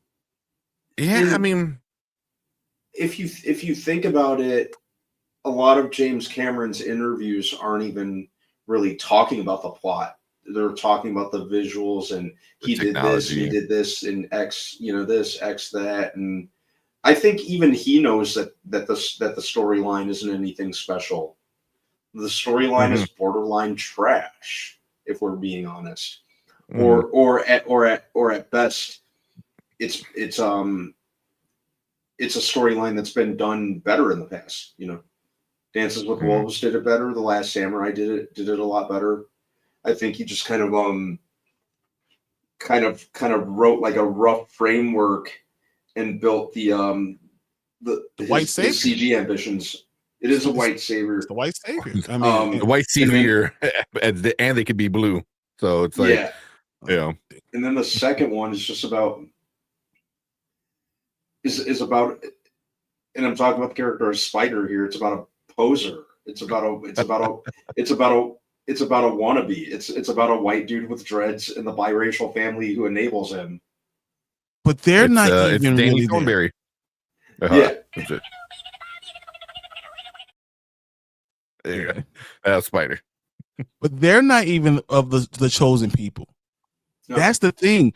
So Awa, if they chose, Grace or whatever, then she chose one of not her own people.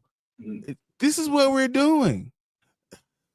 The more I dive into it and I think about it, the more bothered I am. You know what? Don't ask me plots. Just show me pretty pictures. And that's what character I find. You know what character I kind of, if I had to pick one out of a hat, what character that I kind of find myself the most engaged with, that kind of has like some kind of gravitas and layers, is the character of Quaritch, Stephen Lang's character, especially in the last movie. The most real. At least from movie 1 to movie 2, there was they kind of like did something fairly interesting with him, I thought. And Stephen Lang just was great in the role. He was the one that I kind of, he was the only one that I kind of not necessarily invested in, because I didn't really invest in too many of the characters. I think the characters are kind of one note in the Avatar vaguely movies. who they are, but they don't really matter that much. It's a vague understanding. They're archetypes at best. But I think but it's crazy that the one that matters the most is Stephen Lang's character. Like he was the bad guy in the first one, and then he becomes a big problem in the second one. And in this one, it looks like he's still the problem, and it looks like he's gonna make other Na'vi a problem too. So it's like he's the one that matters the most, because like Sully is just like oh, I got my family. It's like, I don't know, like he just seems very unimportant. Sully is like an NPC, Sully is, I don't want to say an NPC, but he's basically like the create a character that's in like adventure game or an RPG with just like with very generic traits about him. He's literally the avatar for the. He's literally the avatar. He's not Cole Young levels of unremarkable, but he is pretty unremarkable.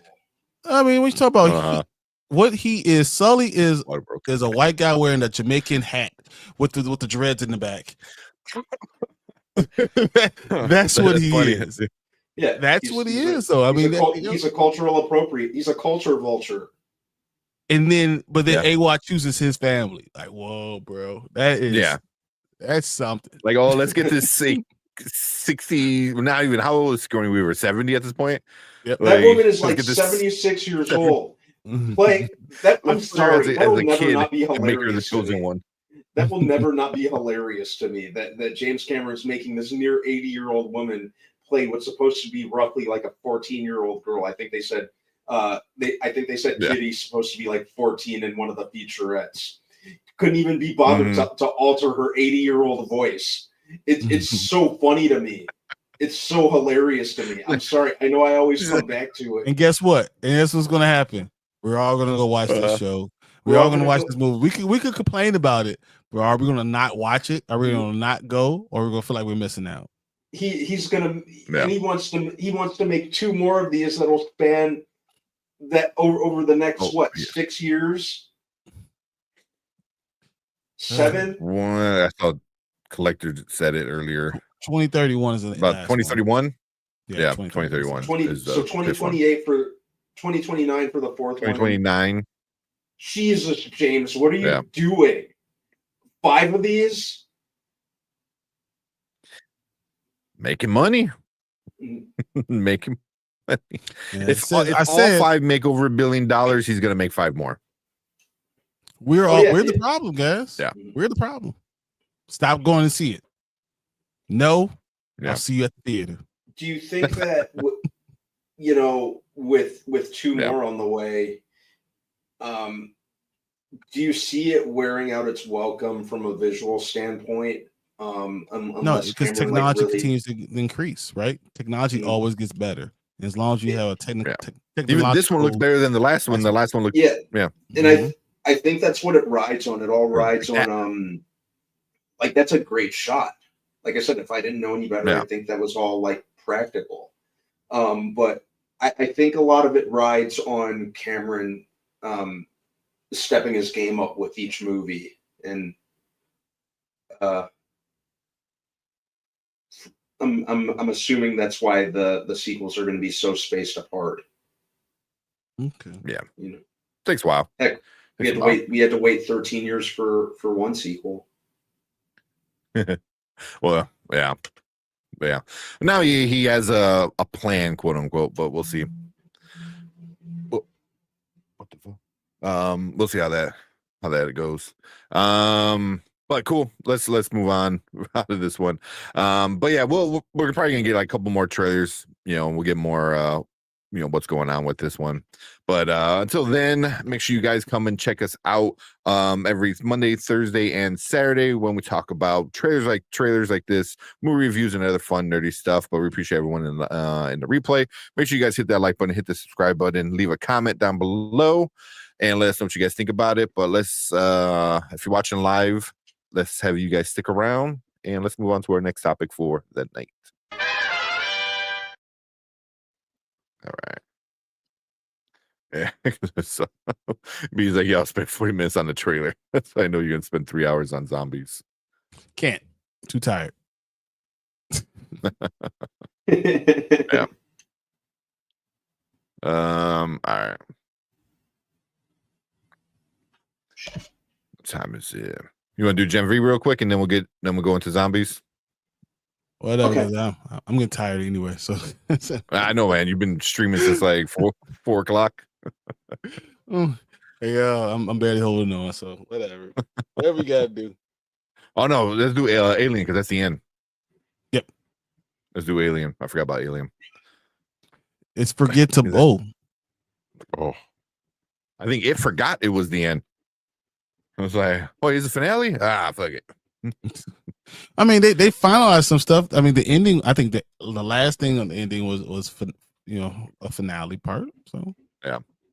Let's real quick see what you guys are saying in chat. I know. Brando said he's not getting tricked again. Like I said, you don't go to this movie for the great storyline. I mean, you go because of the visuals. Yeah, it's all about the visuals. Yeah. Maria said excellent trailer. Wasn't the first one more Pocahontas than anything? I think it's Fern Gully. Honestly, I think it's an amalgamation between if I'm being honest, all of them. I'd probably put Pocahontas at the bottom. I can see why. Yeah, Dances with Wolves for sure. Fern Gully, with the environmental message and the setting, for sure. Yeah, the rainforest. Chill said, still don't know how long the humans can breathe for now.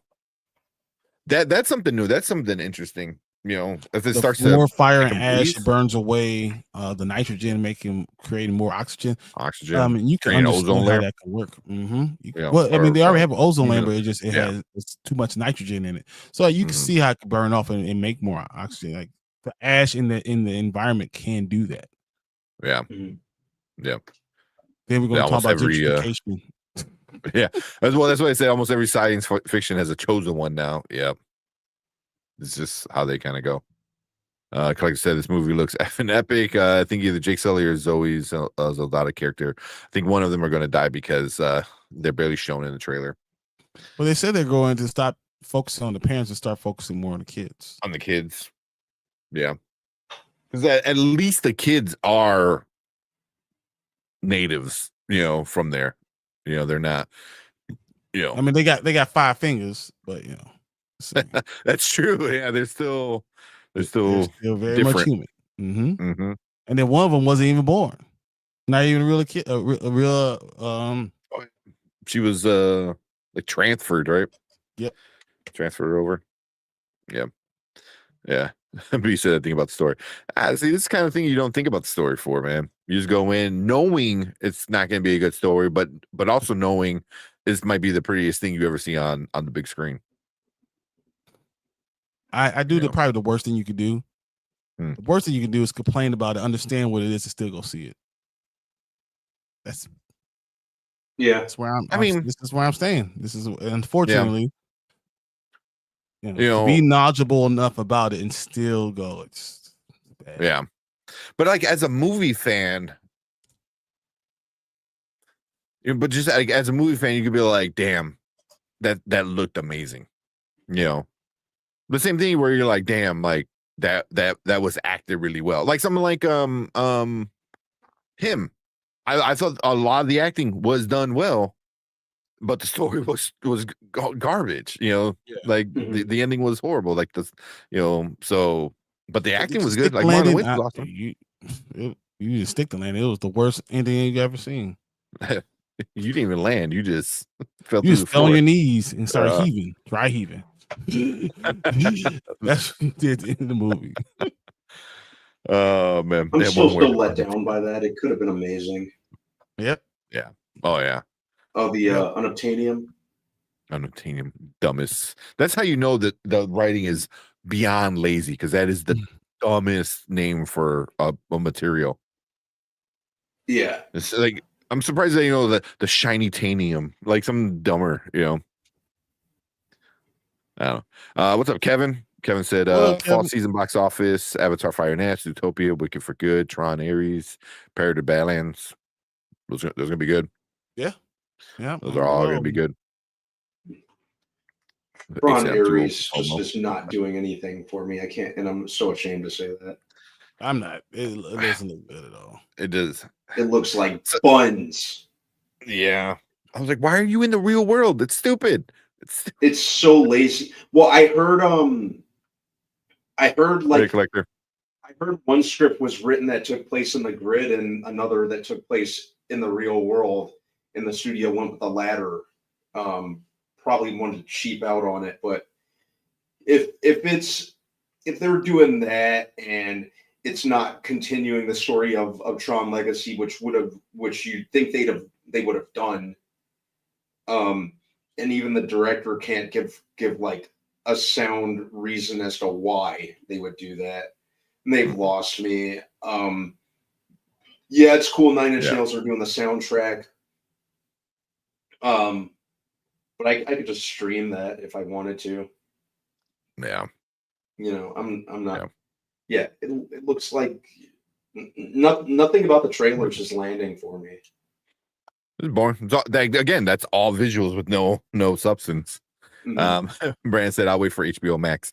I can honestly say I never watched an Avatar movie at home. I don't see the point. If I'm not watching it on the big screen, why am I watching it? I've tried it and it just didn't. I've tried it and it just didn't have the same impact. Didn't do anything for me.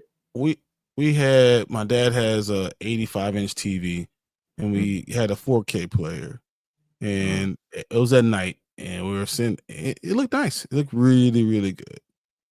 I'm sure. Oh yeah, I'm sure, but it's not 3D. Like if I'm not watching it 3D on a big screen, then I don't care about it. We watch it to complain and to point out stuff and argue. Yeah, I mean 85. Nice big 4K. On an 85-inch, I'm sure it looked amazing. But yeah, I think I tried to watch the first one at home years ago, and I was like, then you start to realize like, oh, this is not a good story. When you only have to focus on the story, you're like, oh, never mind. Stories, world building. Yep. Avatar is famous for how it looks, not for the plot. Exactly. Yeah. The Tron is going to be nice. I don't think so, man. I don't think so. I hope I'm wrong, but if Dead of Winter. Dead of Winter. Yeah. I hope I'm wrong, but yeah. Yeah, if Okay. So I give it to all that because I'm mad I didn't see F1 in IMAX. Oh, it was awesome. Yeah. Yeah, it was Yeah, I amazing. didn't see it in IMAX. I saw it on a regular screen, and yeah. I caught it. Yeah, I caught it on IMAX or Dolby. One of the two. I can't quite remember. But yeah, worth I every gotta penny. watch it at home. Ugh. All right. Let's talk Alien. And then we'll get into zombies. Okay. Oh, excuse me. I know Brian just got finished talking about Alien. So as good. It should be fresh, right? Because I saw this yesterday. Mm-hmm. All right, let's go. All right, what is up? Welcome to Spoiler Kings. We have our last Alien Earth discussion because episode We did it, guys. We did it. Monster. Yeah, it is the finale of season 1. I checked earlier today and I didn't see any official announcement or any announcement for season 2. People are saying it's going to definitely be a season 2. I mean, the way it ends, there has to be, right? Yeah, the way that it ended left it wide open for it. So we'll get into that. But as of right now, I am not seeing anything about a second season. Not yet. And I would have assumed we would have got an announcement last week, if not for sure this week, to get people hyped for the finale. And yeah, it was interesting. But you had to know it was going to be a finale. I don't know if people even knew. Watching, I don't think anyone knew. Yeah, I don't blame them. But yeah, so yeah, we're gonna get into just our overall review for it. If you want a scene by scene breakdown, make sure you go check out Big Ford Entertainment. Brian was on there earlier, and those guys were going. It was Brian, Anzo, Danny. We're doing like scene by scene breakdown. But we're just gonna kind of keep it general with spoilers. So if you haven't seen it, go check it out. Then come back and let us know what you thought about it. But Brian, man, what you think about the finale of Alien Earth? The xenomorphs were cool to look at. I thought that the xenomorphs were cool to look at. I did. Yeah, like a little bit more than that. I'm trying to think of other things.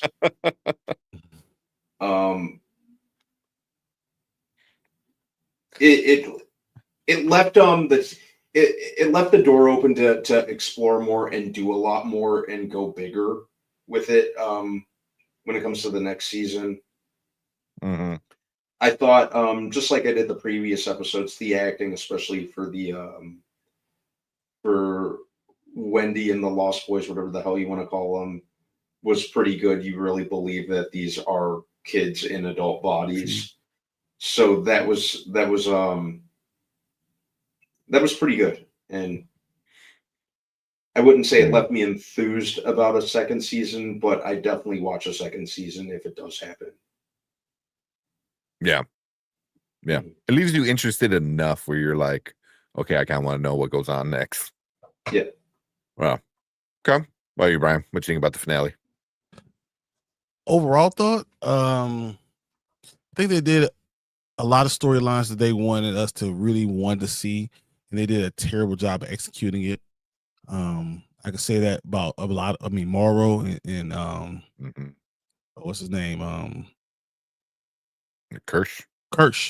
Like I was sitting and waiting to see Morrow and Kirsch. I wanted to see a fight with them, and the fight that we got was terrible. I think we had a lot of things with the xenomorphs that really went unanswered.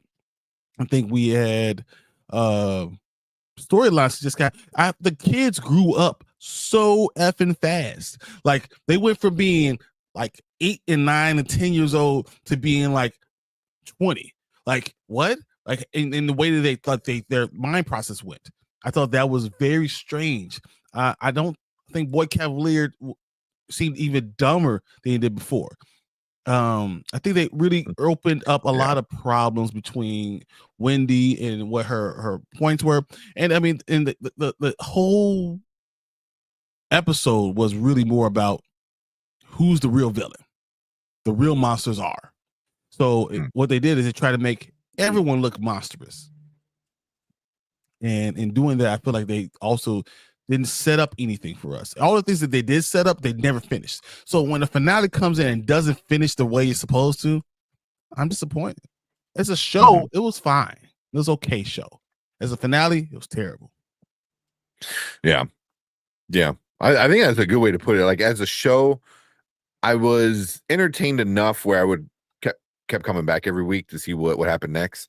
But like as a finale, like even like last week, I'm like, there's a lot of stuff that they gotta do in an hour. And you know what they said? Nope. Yeah. They're like, you get this and this, and that's it. Shut up.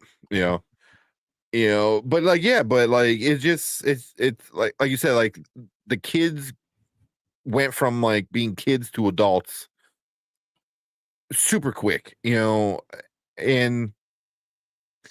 I don't know. I don't know how I felt about them. I'm not Boy Cavalier is just boy dum dum in this episode because I was like, how you go from being the smartest man, ever, this prodigy, and I was like, oh, you're just a moron, it's like exactly. It's like what? I was like, so just like overall, this episode was just very much of a letdown. Like they give you little tastes, like, oh, here's Morrow and Kirsch to fight. Like, oh shit, it's gonna be an awesome fight, and it seemed kind of half-assed. It let me down intelligently. It let me down in a fight, like physically. Yeah, I mean, Kirsch is like fragile. Like what? I've seen humans go through more. He gets suplexed once on a table and that's it. I see Bills fans go through that every week and come back the next week. And you telling me you start bleeding out white stuff out of your mouth? Really? This is what's going on? Break your back once. Okay. Yeah. Like Wendy just kind of like I don't know, like you're supposed to be like the main character, and I just felt like she just didn't. I don't know. I don't know if she couldn't carry it on her own. I was just expecting more from her, I guess. Like as a Honestly, character. that's weird. I actually thought that this was the best episode. I think this is the only time I thought that she did a good job overall. But my problem was more from her though. But my problem was that she went from child to she even looked older. Like by the end of the episode, within her neck and all that stuff, she looked like she was a 30-year-old woman. Like by the time we got to the end, I thought that was very strange. The way your thought process was that way too. Honestly, the problem I had with her was that I exactly what I thought was going to happen. Her saying, "I'm not Wendy. I'm not who I used to be either. I'm the new." I've been saying that she's going to say that for the last 3 weeks, and she said exactly that. And I was like, "Oh, word for word." Damn it! Yeah, because even that was like, so it wasn't just me who thought she looked noticeably older at the end.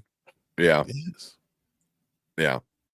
Mm-hmm. Yeah, and I thought maybe it was the way she was carrying herself was different, where she felt more like I'm thinking like, is she going to consider herself like a mother almost? And at one point I thought she was going to say that. I'm not a child. I'm no longer. You don't want to let me be an adult, so I'm something in between. Yeah. It's just like I said. I didn't hate the character. I think she was very black and white. With a lot of her thought process, kind of stuff. Like, but that's as a kid does. There's like no shades of gray. With a lot of like teenager. Kids. Yeah. Teenagers think, oh, I know better because I know this little piece of information without knowing anything else. Yeah. So, yeah. Well, can I ask you guys what you think about that last line? So, what are you going to do now? We're going to rule. Mm-hmm. What did you think about that? Blatant second season or sequel bait, Dun dun dun. Yeah, but it made it seem so incomplete though. You know what I mean? Like are we getting a second season? Like are we for sure? I just feel like a season finale shouldn't. It should finish things and then leave it open for certain things to continue as well. It just felt like almost everything was just left open to continue. Like there wasn't many things that got resolved, and if anything, things got more crazy because I'm like for me, it's like I wanted to see what was gonna happen with the eyeball, Mhm. and then it hopped into a dead body. A dead body, like it's a scientist was like okay, but then, yeah, it's a dead body with a giant hole in it, So it's like, even then I was like the boy genius. I was like, so Wendy is kind of crazy right now. So you're gonna put the eyeball in her fucking brother? I'm like, are you stupid? Like, oh, you just want her to kill you at this point, right? I'm like, that made no sense. Like her brother. That's the person you want to put it in? I'm like, come on. Like that's just asking for trouble, And I thought it was gonna go in him, and they were gonna work together, and they're gonna be like mother daughter, mother, father in a weird incesty kind of way for these aliens and shit like that. That's what I'm like, oh, they're gonna go this route, but they didn't, which thank God. Okay, so I have two questions. For now, saying lame line. Yeah. Maria said I didn't like the last little bit. Yeah. What do you think is going to happen in season 2? Who could stop Wendy? That's the thing. Who could stop her? I think season 2 is going to be less like Wendy and the Lost Boys and more Lord of the Flies. It sounds, the setup for it, an isolated island, kids kind of uprising. I think Mark could potentially join. I think there will be some new character who kind of stands opposed to Wendy, and it'll end up being a power struggle. I feel like Wendy and her like her whole story, her whole plight is kind of being pushed to the forefront in favor of the aliens. I think she's going to continue to kind of communicate with the aliens, this psychic link or whatever you want to call it, and that's what I think. But to answer your question, I think they're going to kind of go with like a Lord of the Flies type approach. I like that. I didn't think about that, but that kind of makes sense with where they're going with it. Especially if they want to keep it with like kids in messed up stories, like you already did Peter Pan and Lord of the Flies would be next. I could definitely see that. But I don't know. I just, because I mean they don't exist in the future of this franchise that we know exists. So obviously at some point something's gonna happen and they're not gonna be around anymore, because like Wayland, the other company, they're the main company. Wayland Yutani. Mm-hmm. That's the main company. They're the main company. Yeah. Like they already won, as we already seen in future movies, that take place years later. So I forgot what the name of his company was.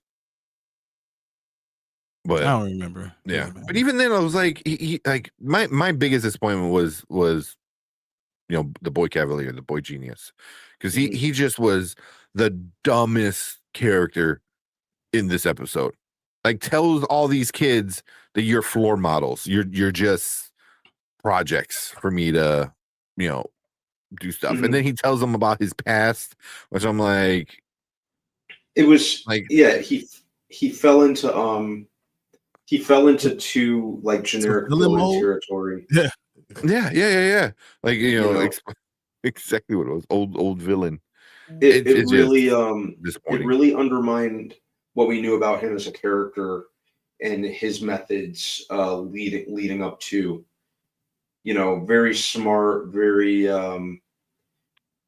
very strategic. Yeah. playing chestnut checkers, always ahead of the curve.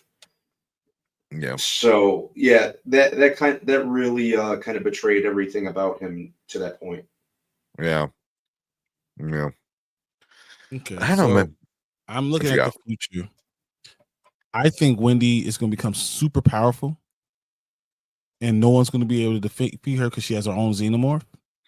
She also has more like eggs.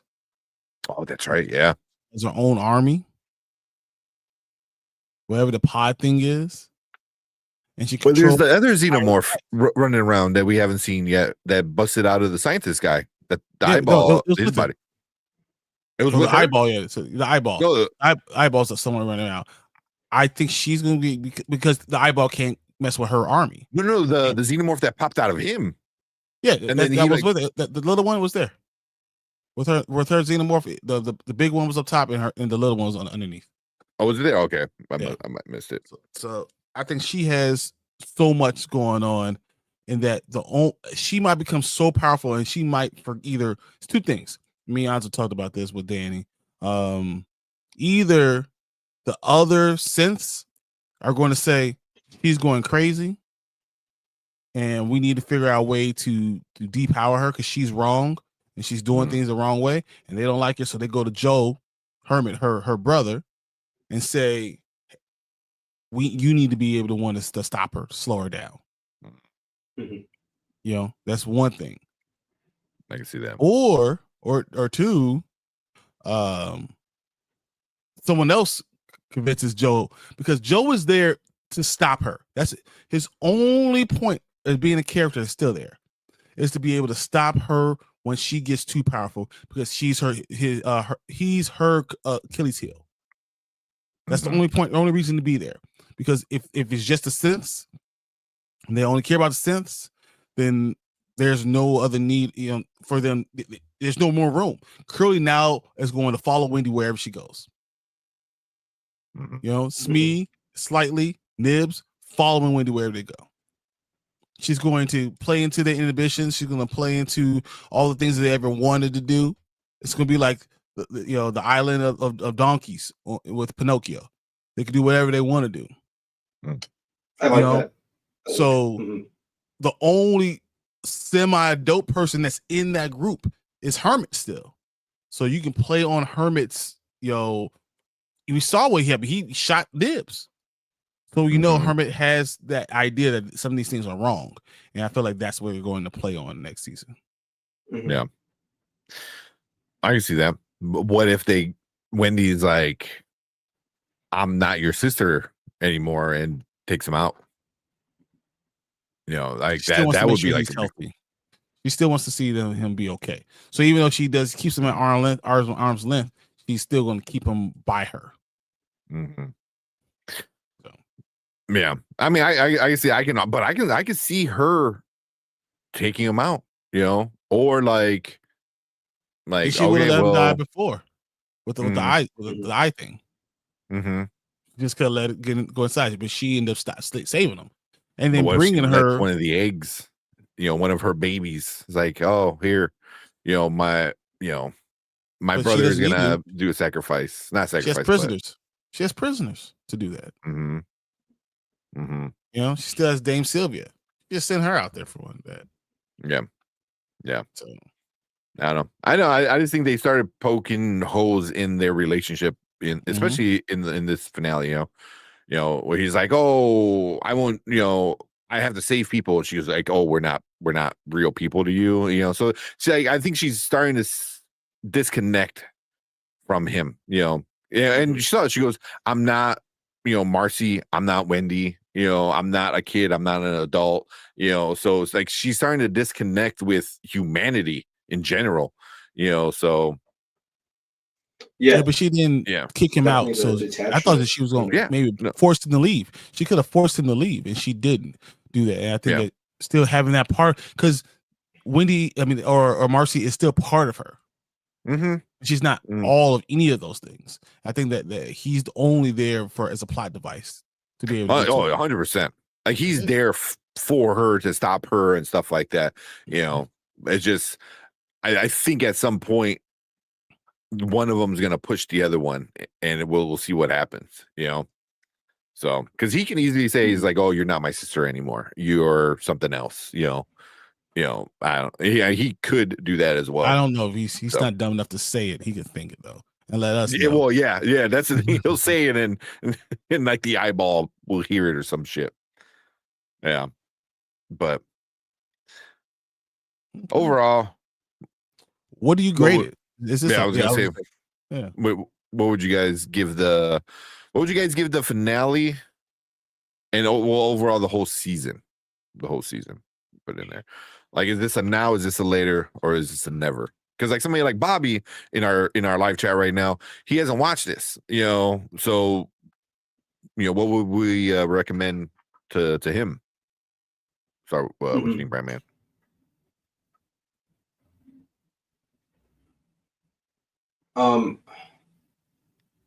I'm almost inclined. I'm kind of inclined to say later, and that's only because there were elements of the last two episodes that kind of lost me.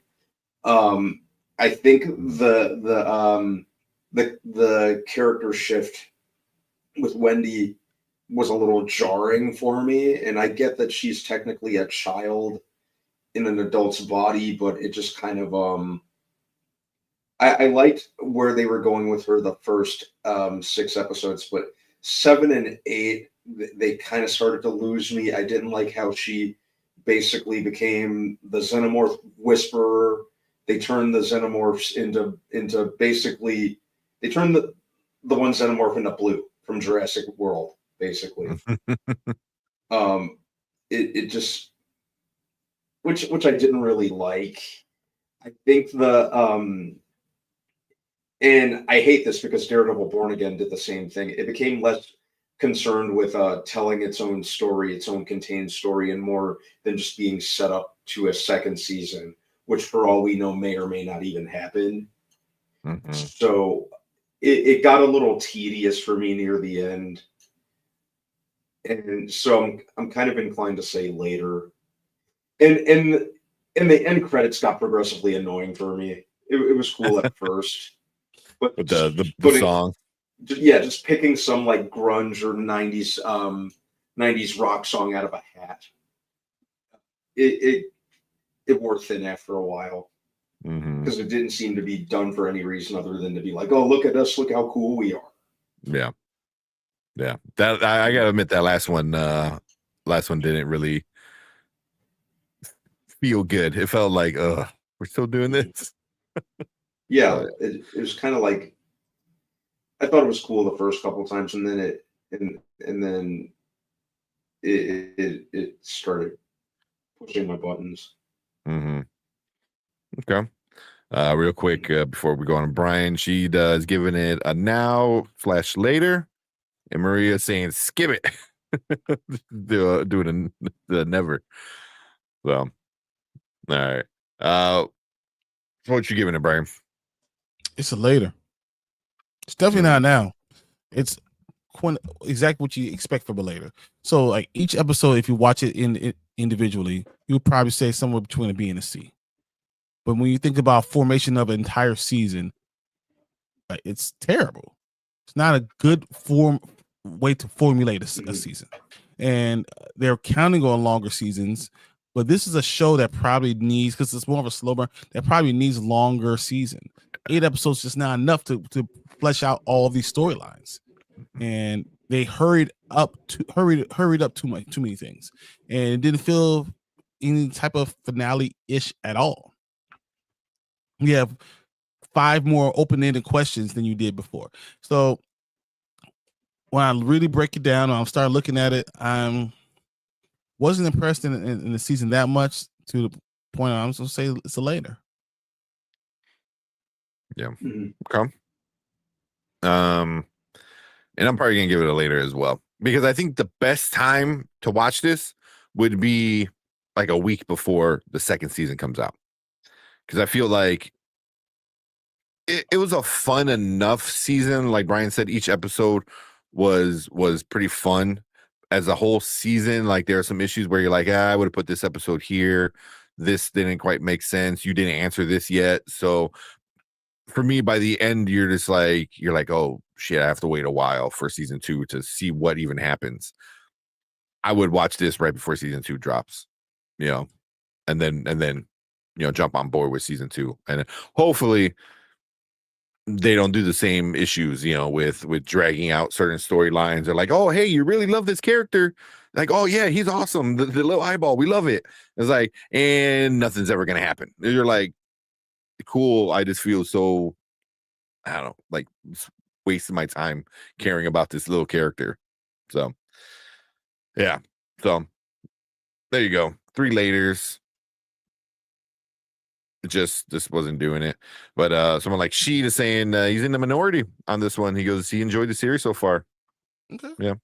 So the little one is the one that came out to the scientist. Yeah. And it's sitting there on top of the thing, the jail on the outside. And when somebody on the roll, it'll sit in there. Yeah. Okay. I might have missed it because by then I was like rolling my eyes. I was like, exactly. How hard could I roll my eyes? Yeah. Exactly. Yeah. So oh man. But yeah. So that's our thoughts for this season finale and the overall season 1 of Alien Earth. If you've seen it, let us know. Leave a comment down below. Tell us what you thought about the finale. What about the whole show so far, or by now. Leave a comment. Let us know. Make sure you guys hit that like button, hit that subscribe button. We're gonna keep doing other show reviews like this, other fun nerdy stuff as well. But we appreciate everyone coming in, hanging out with us in the live chat. We want you guys to stick around because we're gonna move on to our next topic for the night. Hey, give me 30 seconds. Give me 2 minutes. All right, go for it. Okay. Let me bring this down. So, okay, so she liked it. Saying he liked it. So I get why people I really will like it, because like the action was cool, the visuals were awesome. Yeah. But like I really liked it early on. Like the first half of it really held my attention. Heck, like the first 5 episodes really held my attention, and then the last first 5 or 6, and then it just started losing me after that. And it just wasn't. It just really took a nosedive for me. Yeah, because it set up this world, and it set up all these issues and problems and characters and different kind of aliens. And then I don't know how if you felt similar, but me as watching it, I'm like, all right, we're coming to the end, and I don't feel, because I saw it coming. I'm like, I don't think they're going to answer a lot of these things, and if they do, it's probably not going to be good. Yeah, that was kind of like some of the issues I had with it, where I was like you said, coming to the last couple episodes, I was kind of like, I don't know if it's going to be good. I don't know if they can stick the landing. That was my biggest fear. So exactly. Yeah, it just yeah, I don't want to say it felt rushed at the end, but it kind of stalled out for me. Yeah. Fernando said later as well. So the series was fine. The series was fine. I'd watch the second season. Yeah. So she said, but isn't that the point? To not answer all the questions is one season, to build a story for more seasons. I mean, yeah.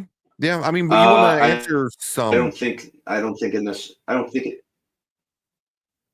You want to just focus on the story you're trying to tell now, especially when there's no guarantees whether you'll get a continuation or a second season. Case in point, no one knows at this point. Just focus on telling the story that you're that you're setting up throughout that season. Otherwise, it just seems like it's. I think it's cheap, and it's to an extent. I even kind of find it a little lazy when they when they just try to bait you for a second season. Like sometimes it feels like they've kind of tapped out and got bored, and they're like, oh, second season, we'll figure it out for the second season.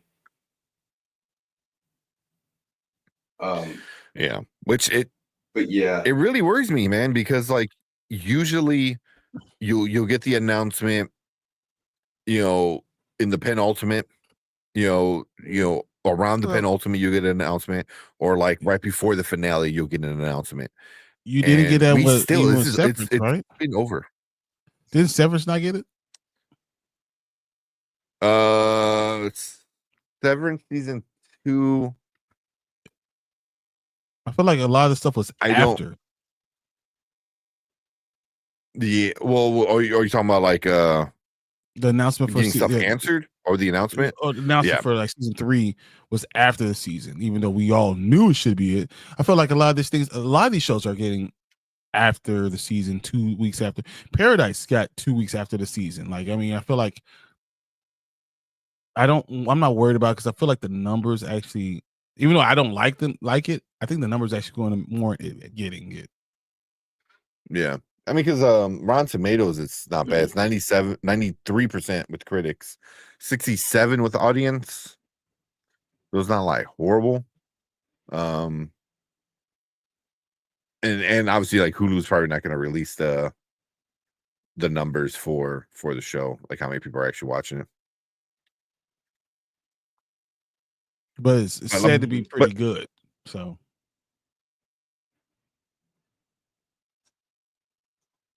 yeah, Google AI thing.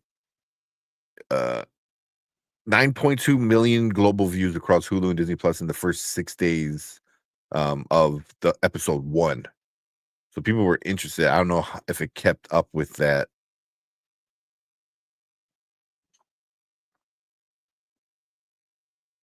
After all the first episode. Oh, am I getting laggy? Yep. Yeah. But the first episode did really good. So. But people are saying, I mean, even the reviews of it are pretty good. I mean, it's probably going to get a second season. I think more the question is more Hulu itself, and that's more the problem. Yeah. I wonder if that's the reason why they're holding off, because they want to figure out what's going on with Hulu before they announce anything. Because once you announce it, then you got to start figuring out budgets and start paying people. So maybe they're waiting. Maybe. Just but I mean, I watched the second season. I didn't dislike the first season. It was just disappointing, but I didn't dislike it. Like Maria's saying, skip it altogether. I don't think skip it, because there's some like really cool stuff. Yeah.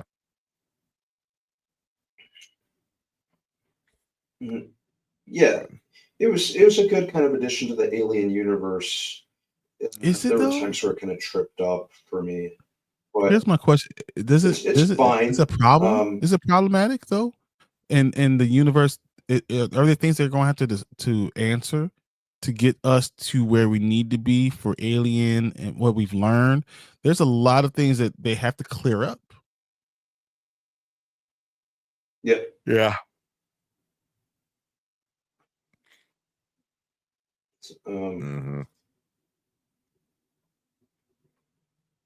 It'll be interesting to see how they do it. Yeah. They have to kill everybody, right? It's the only way. I think so. I think they're gonna somehow. Probably. Yeah, they're gonna become like an alien family. Like I don't know, like because she loves the aliens too much just to let them die, and I think she's too connected to the aliens for the aliens just to let her die. So somehow they're gonna merge together. I don't know. I don't know how that would work. Or, oh man, I didn't even think about it. Like the whole thing is like taking this person and putting it into another body. Like, what if she decides she wants to put her Self into a consciousness in one of the xenomorph. xenomorphs? Mhm. But And it's then still that's how we still get the queen or something like that. It's still getting off the planet. Mhm. Still, I mean, there's a lot of things that you still have to do. Yeah. Yeah. It's aliens. Could you not like it? Yeah, like that was fifth episode or something where it's the flashback episode. That was such an awesome episode, man. Like that might have The been my fifth favorite episode's the episode best of the one. season. Yeah. Like that might have been the best one for It me. just should have been the second episode. Yeah. Yeah. It should have been earlier in the show. But but as having like alien vibes, the movie vibes, like the action, everything, it was awesome. It was so good. But but yeah, Bobby. How could I not like? How could I not like Aliens? Did you see Covenant or Prometheus? That don't count. That No. don't count. All right. I did not make a background for zombies. It's not because I hated it. It just didn't get a chance to.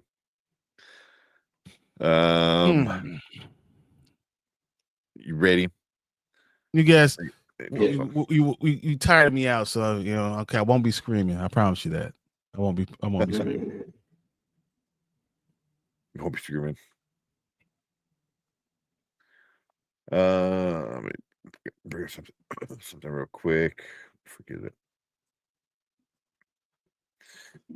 So we'll just break down kind of the four episodes and then see what we like about it. But let's talk about Marvel Zombies.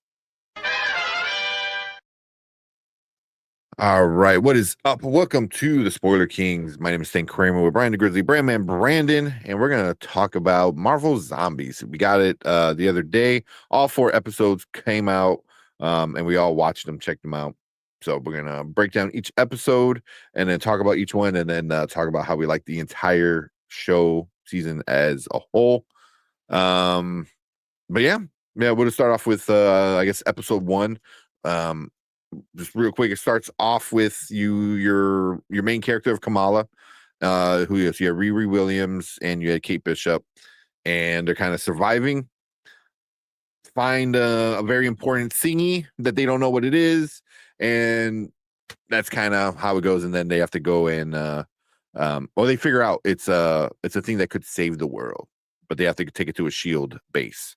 So they start their mission to go on out of their safety, and they gave her a goober. They gave her a goober from Into the Spider-Verse. Oh my god, that's hilarious! I didn't even think about goober. But yeah, that's pretty much it. You have your three girls. I guess 4 if you count Friday. Does she count?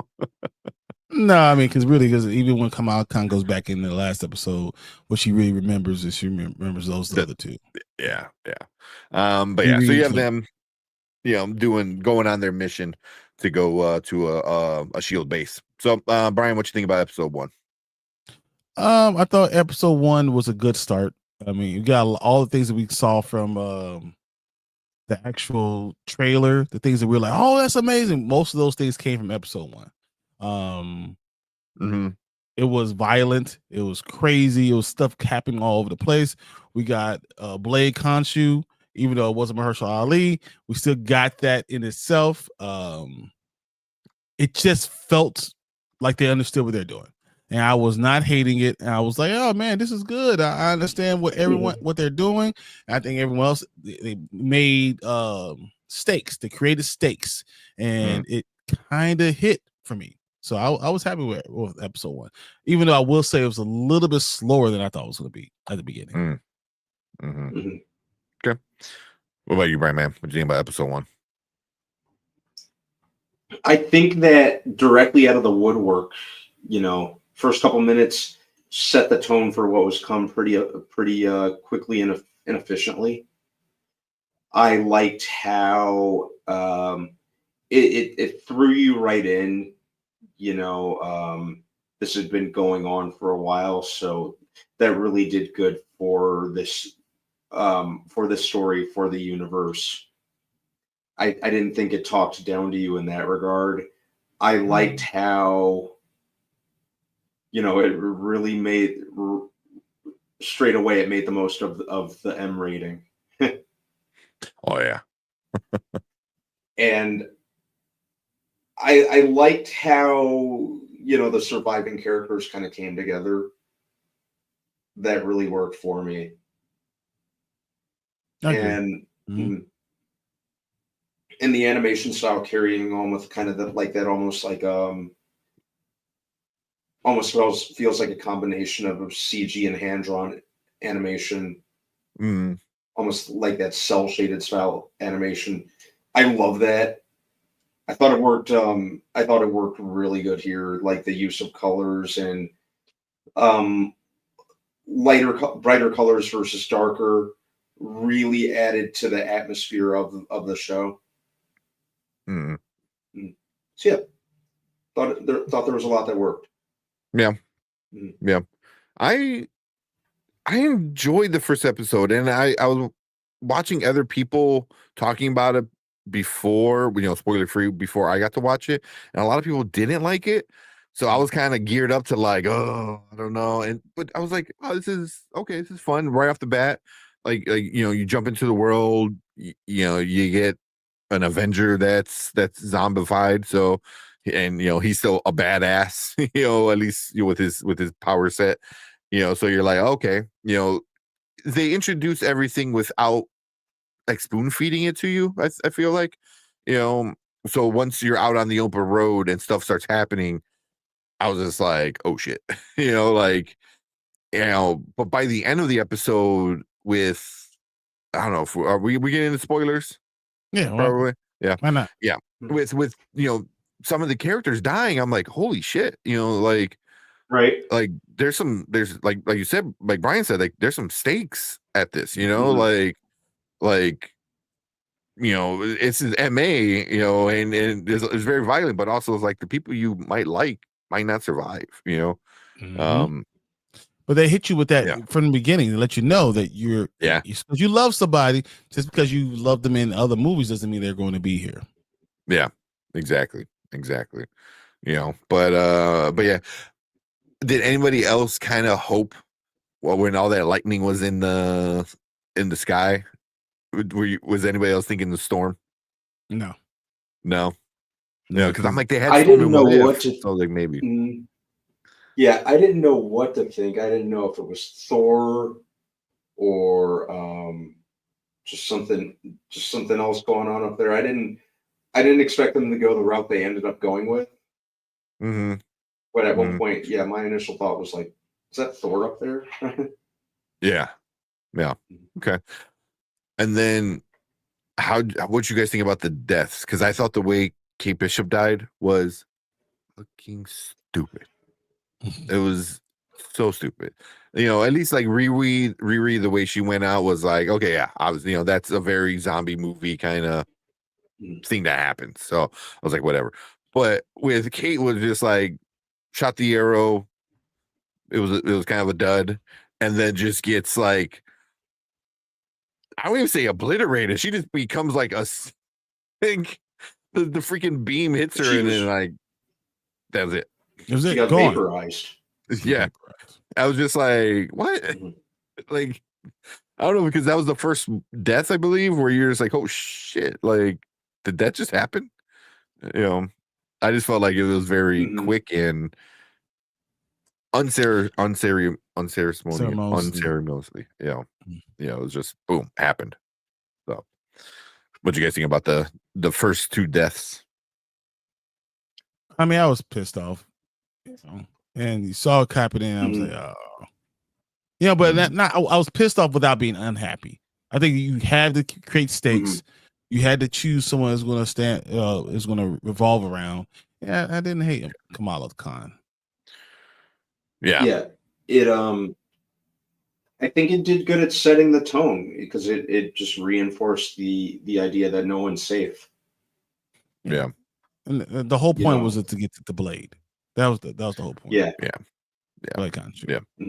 Yeah, because at the end of the episode, you find out, okay, well, Kamala is your main character. She's going to be your, the character that the story revolves around, and then you get introduced with Blade, right at the end of the episode.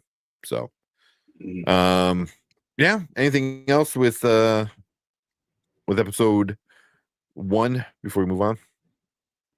No. That you guys can think of? No. Yeah. It was awesome. Okay. I thought it was pretty good. Set up the it was a good setup. Yeah. For the following episodes. Yeah. And then we move on to episode 2, and then we got another cold opening where we get Shang-Chi and what's the friend's name? Is it also Katie or Kat? Katie. Yeah. Was Aquafina's character. And they're kind of like running around in San Francisco, and there's like the zombies are coming after them, which is, or just everybody. And it reminded me of like old zombie movies. And I was like, oh, this is kind of crazy, and it's just, but then you have like giant ones from the Hink particle or the Pym particles. So you have like giant zombies and, all this like craziness. And it was just a lot, they're falling off of roofs, and it's literally raining zombies at one point. So you get that, and then you have the real Mandarin, Shang-Chi's dad, goes and saves him, kind of sacrifices himself, saves Shang-Chi because Shang-Chi was stupid and he got bit.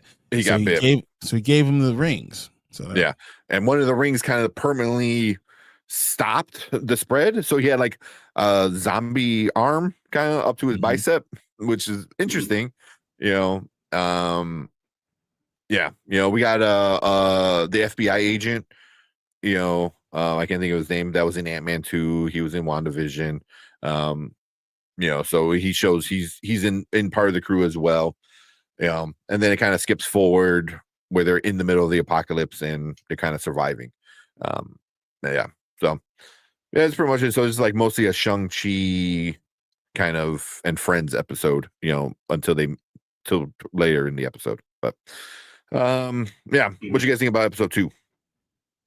Dude, am I the only one who noticed that Katie got some rings? Why the hell does Katie got rings? What the frick is going on? Like Shang-Chi and his 10 rings is what he is. So why are we doing this? Like, who the fuck she's a hanger on. She's his sidekick. You don't need no damn rings. What are we doing here? I don't see his father didn't give her rings. So why are we doing this? I was livid. I was like, what? Do you know who Shang-Chi is? What are we doing here, guys? What are we doing? So that was my initial thought the entire time. I was like, oh, it's cool. Kate Bishop, Kate Bishop, Elena, seeing what was going on with that. I totally understood. I was happy with that, but I was so angry with the Shang-Chi that it just made no sense for me. Yeah. What about you, B? What'd you have? Yeah, I was wondering why Katie needed rings also, and just her becoming adept with them really was like. And I always thought I could take or leave that character ever since the Shang-Chi movie. I didn't, I don't want to say I didn't want her in the show because I don't dislike the character that much. She's perfect to kill. Why am I losing everyone else? She's perfect to kill. Just kill her off. Yeah.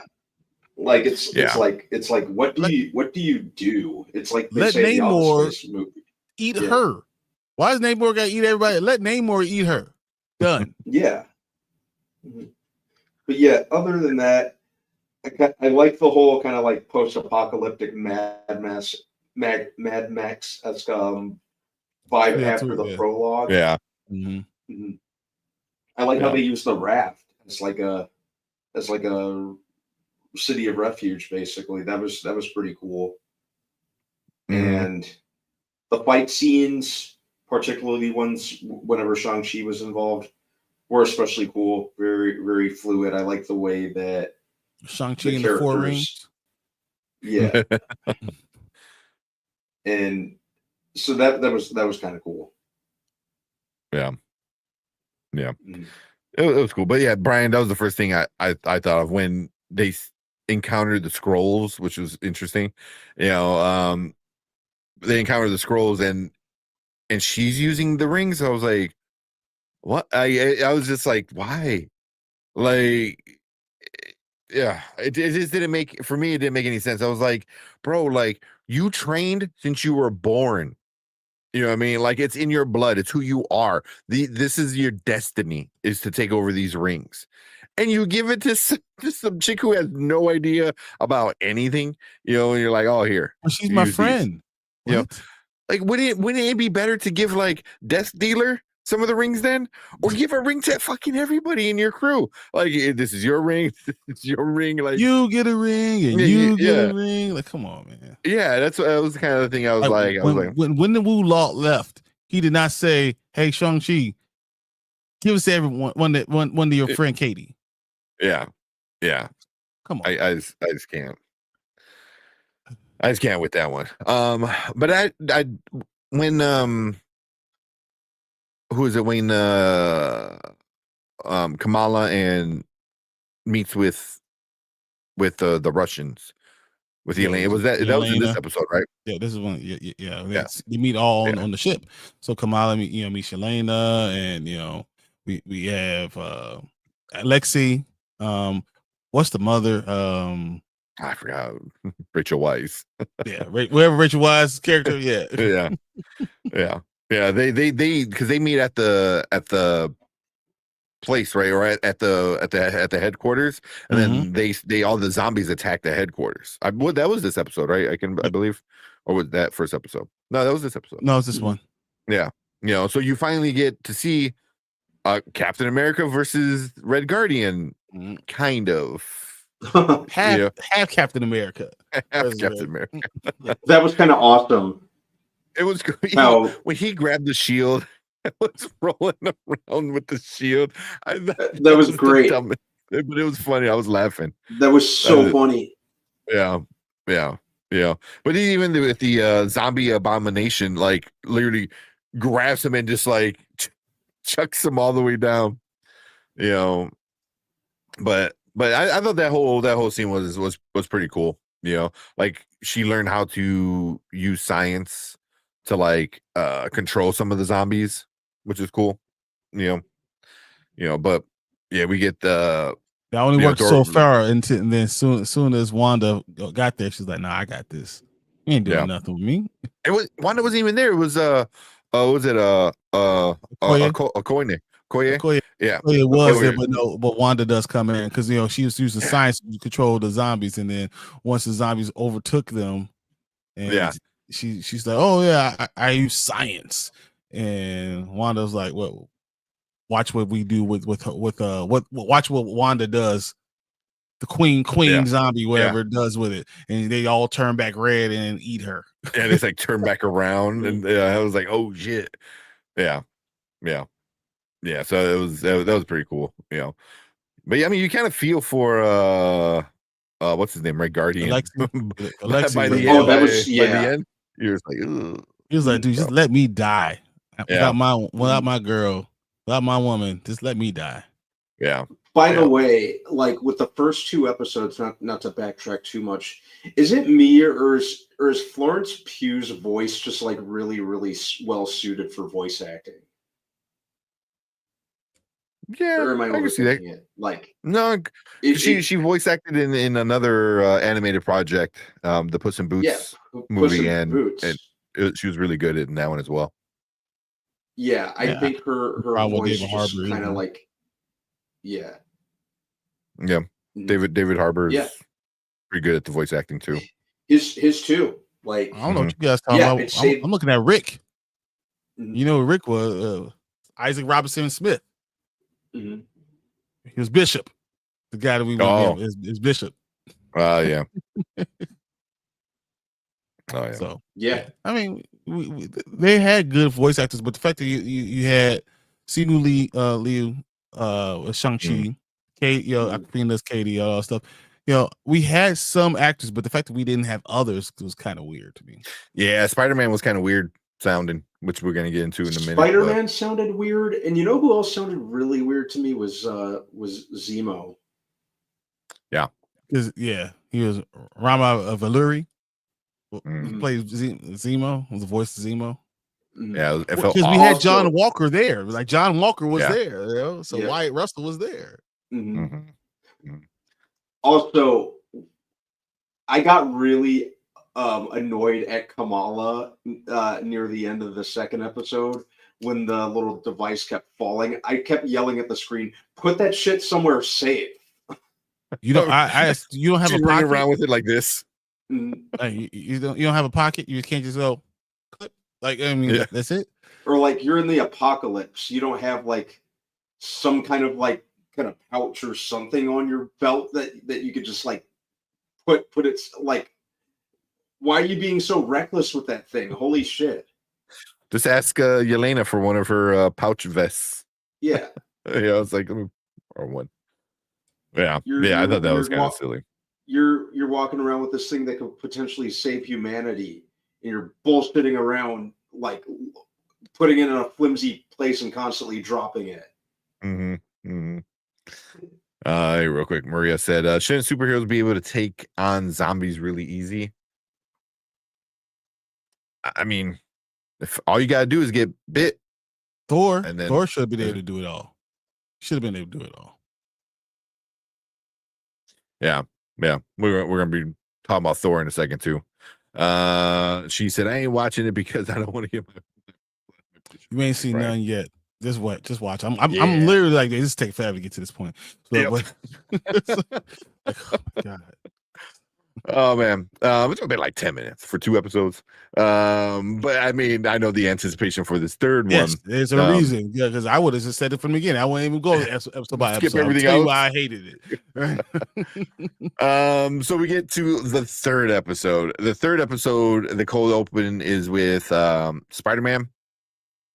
We got Spider-Man. We have the head of Ant-Man, with flying around with the cape, as we saw in the What If episode. And then we get T'Challa. We get Black Panther. Not the son of T'Challa, not whatever. We get the actual T'Challa. Doesn't say a word, not one word, right? But we pretty much we go into Wakanda. Everyone's a zombie. We find out zombie Thanos is effing stuff up really bad, and he's pretty much is getting smarter. So I guess you get stupid as you become a zombie. So he's getting smarter and he's learning, and he has the Infinity Gauntlet, and he's just effing everything up. He gets the final stone that T'Challa had, and then T'Challa makes the call to kill Thanos, but in doing so, he sacrifices himself, and it causes this what do they call it? Like this infinity charge, I think they called it, with all the vibranium. The Wakandian event. The Wakandian incident. Yeah. So it's just this massive charge of the Infinity Stones being destroyed, plus all the vibranium in Wakanda. That is just kind of this crazy, cosmic shockwave that it's causing. That's just effing everything up. So we'll get more into that in the next episode on what happens there. But yeah. Scott Lang lives. The head of Scott Lang lives. Spider-Man lives. T'Challa sacrifice himself. We're gonna start with Brandman, or Brian. You want to go with it? No. Give me this. This time. Here we go. Look, I am sick and tired of you killing T'Challa. It's not bad enough. So we know the first Black Panther, he dies. Basically, they use the heart-shaped seed to be able to bring him back. So whatever. So and then he dies in Infinity War, right? Then he dies again in Wakanda Forever, right? And then he dies again in What If. And now in Marvel Zombies, you kill him again. the greatest black superhero you're making into a trope.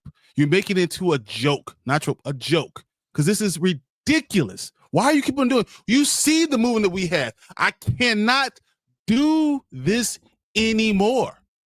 I am tired. There was no reason. And you know what they had the audacity to say? We did this for him. We wanted to honor Chadwick. Come on. Come on. Really? Do you not care about the character at all? Do you not care about the people that are been screaming for this for the last 5, 6, 7 years about what you need to do? You don't care. You just want to continue to pour salt in the wound. You keep on doubling and tripling down on the same bullshit. This is ridiculous. I'm tired of it. You didn't even have to put him in it. And then you don't give him any words, and you let Spider-Man give the whole thing, and then you go to Ryan Coogler, and Ryan Coogler says, "Oh yeah, this is the way I would do it." Why are we still doing this? Why is Ryan Coogler gatekeeping all this shit? This is ridiculous, and I'm tired of it. I can't even enjoy a Marvel Zombies episode. Yet you continue to do this, and it's infuriating that you don't care. Mm-hmm. I am tired of it. I am tired of being upset. I'm tired of you not understanding why we're upset. It's ridiculous. And I could go on literally on Rampage, but I'm just saying, stop doing it. Why do you have to kill him every time? I just named 5 times you killed T'Challa. Don't tell me it's because it's the Marvel Zombies. Don't worry about it. He didn't die as a zombie. You just found a way to kill him. Again. And that's bullshit. Mm-hmm. So I guess in the What If Zombies episode, he's infected and becomes a zombie. So that's how he dies in What If. So yeah.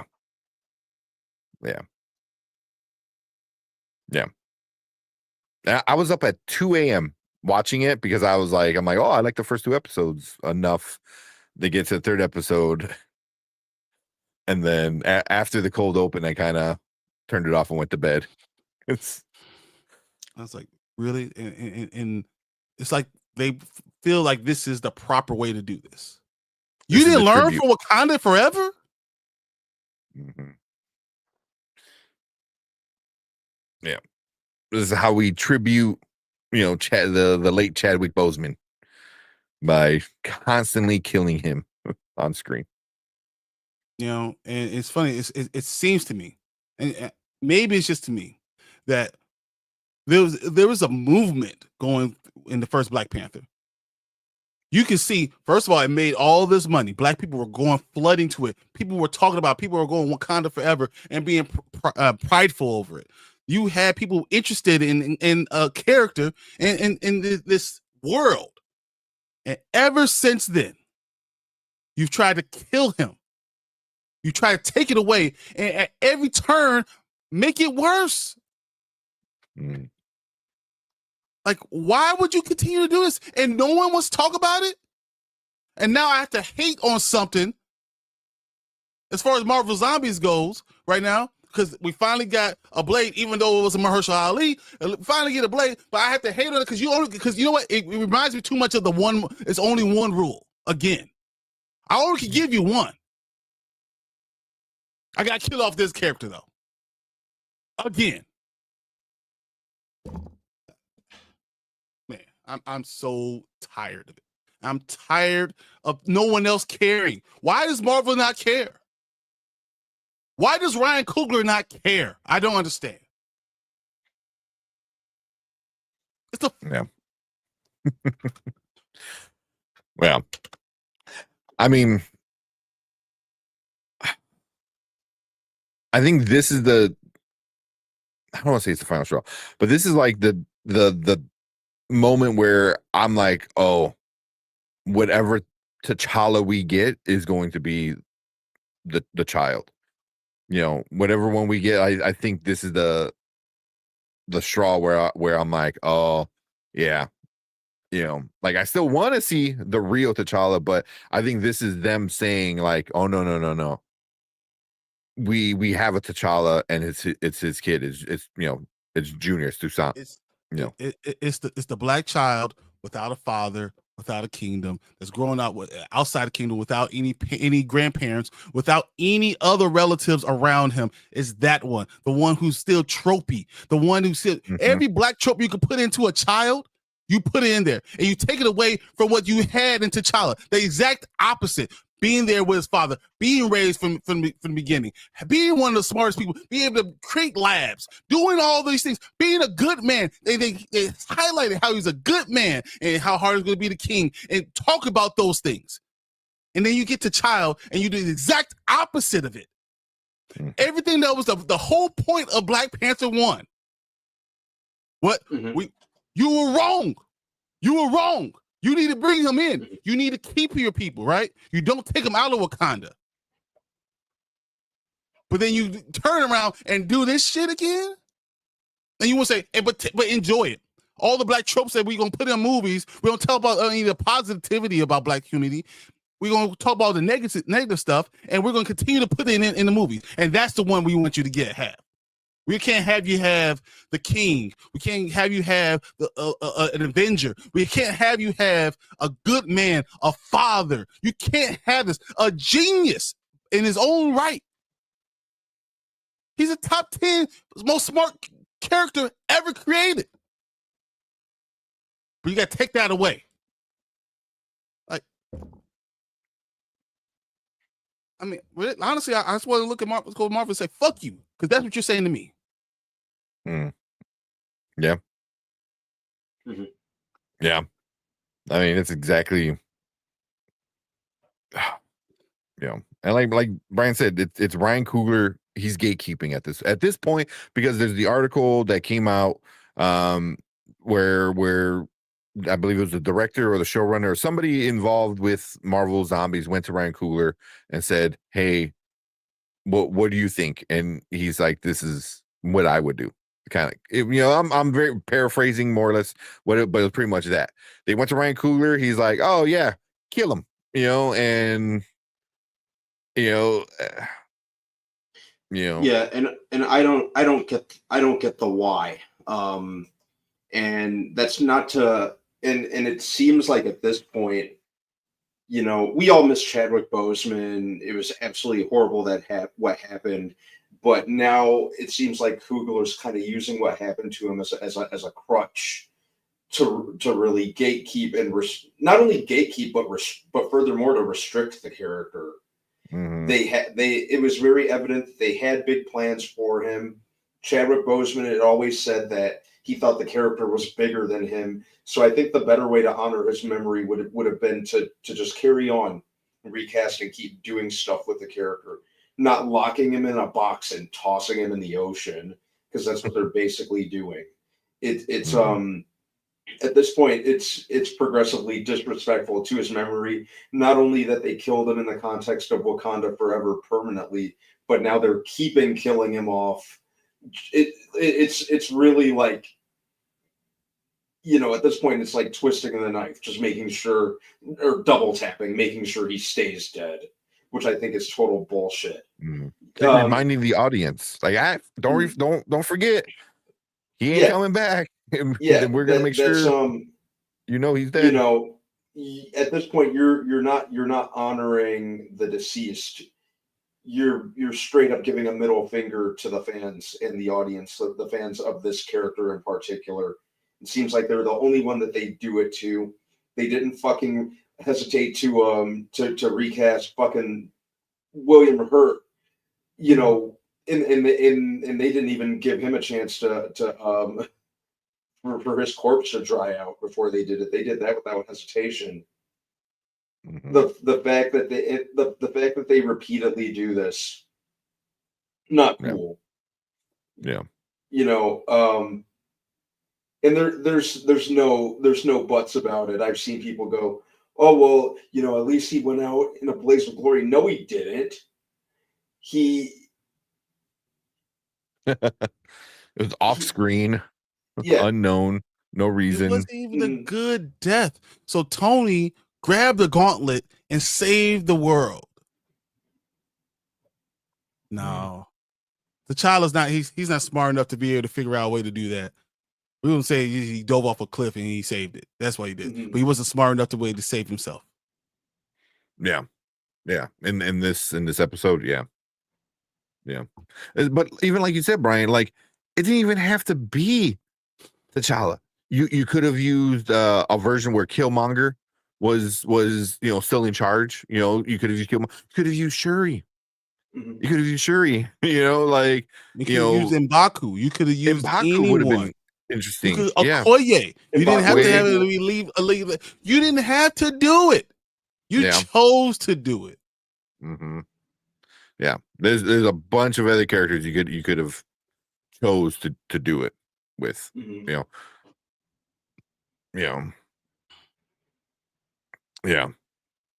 I just wasn't expecting that when we saw the trailer and we saw T'Challa in the trailer. We're like, oh shit, that's gonna be awesome. It's gonna be cool. I didn't even think they were gonna kill him again. Yeah. Yeah. Because you even could have kept with the storyline that you had in the What If Zombies was it season 1, I think, of What If, where just leave T'Challa to be a zombie, Just don't show him at all. There's no need. There's no reason to do this again. Yeah.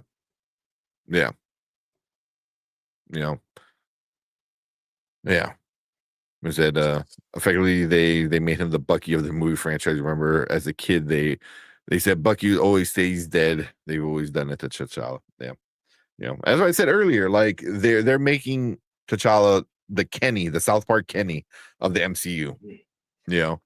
Like it's just every time it's like, oh, you killed Black Panther, you bastards. Like that's basically what's happening. And it's I don't get it. You're doing it, and every time, and anyone, I know this is going to have people out there. Oh, it was Marvel Zombies. There's a lot of characters that died. No one has died as many times. No they're hammering home a image. They're hammering home a point. That's what's going on. He cannot live. Yeah. Like at this point, you already pushed Shuri to be Black Panther. It should have been her. Honestly, it should have been her, but you're not going to do that because you don't want that character to be devalued and show them dying. That's why. That's why you don't want to have it to be Shuri, but it would make sense why it would be Shuri. Like, of course it would make sense why it would be Shuri, but no, you pick to do it that way. Yeah. Just it's infuriating, and it's hijacking this episode. It's taken away. You can't even look at this now. I can't even enjoy Marvel Zombies. I have all these comic books in here, Marvel Zombies. I'm like, oh man, this is going to be so cool, and you're gonna give me a little bit of taste of what we're going to finally do. And you know what? I'm starting to look at Feige and say, when he says we're never going to recast T'Challa, he ain't lying. He is not going to do it. Yeah. Even if they're bringing him into Secret Wars and they want to do that stamp storyline, they're gonna send him back before he goes. They're gonna send him back into wherever world he's from, or maybe they just kill him. Just flat out. My guess now is times already. What's one more? Yeah, I think that's what's gonna happen. Is you're gonna get an aged up child, and he's gonna be like, oh, well, my dad. T'Challa Senior, when he died, so they're gonna kill T'Challa again off screen in either Secret Wars or Doomsday, whatever movie they decide to introduce, the Black Panther.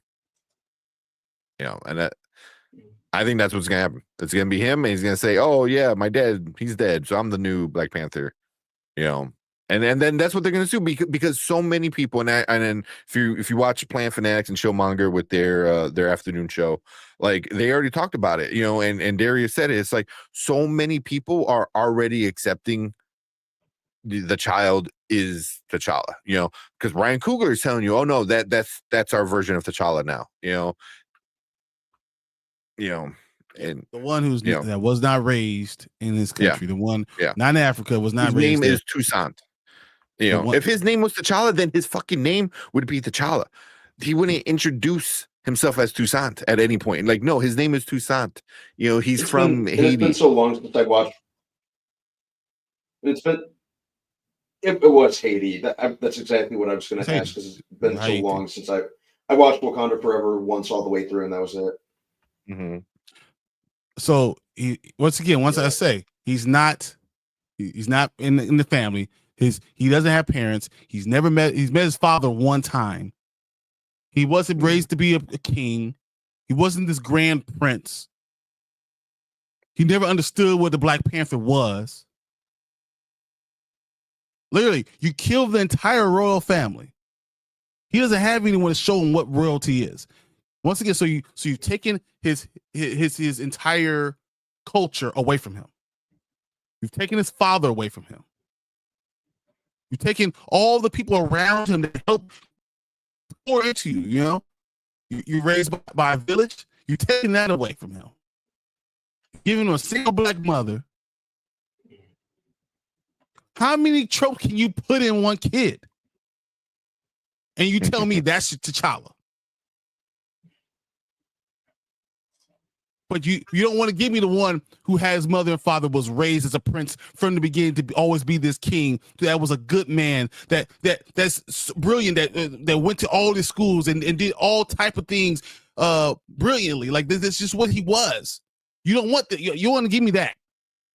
You don't want me a guy who's going to be an Avenger and a king and always keep Wakanda first.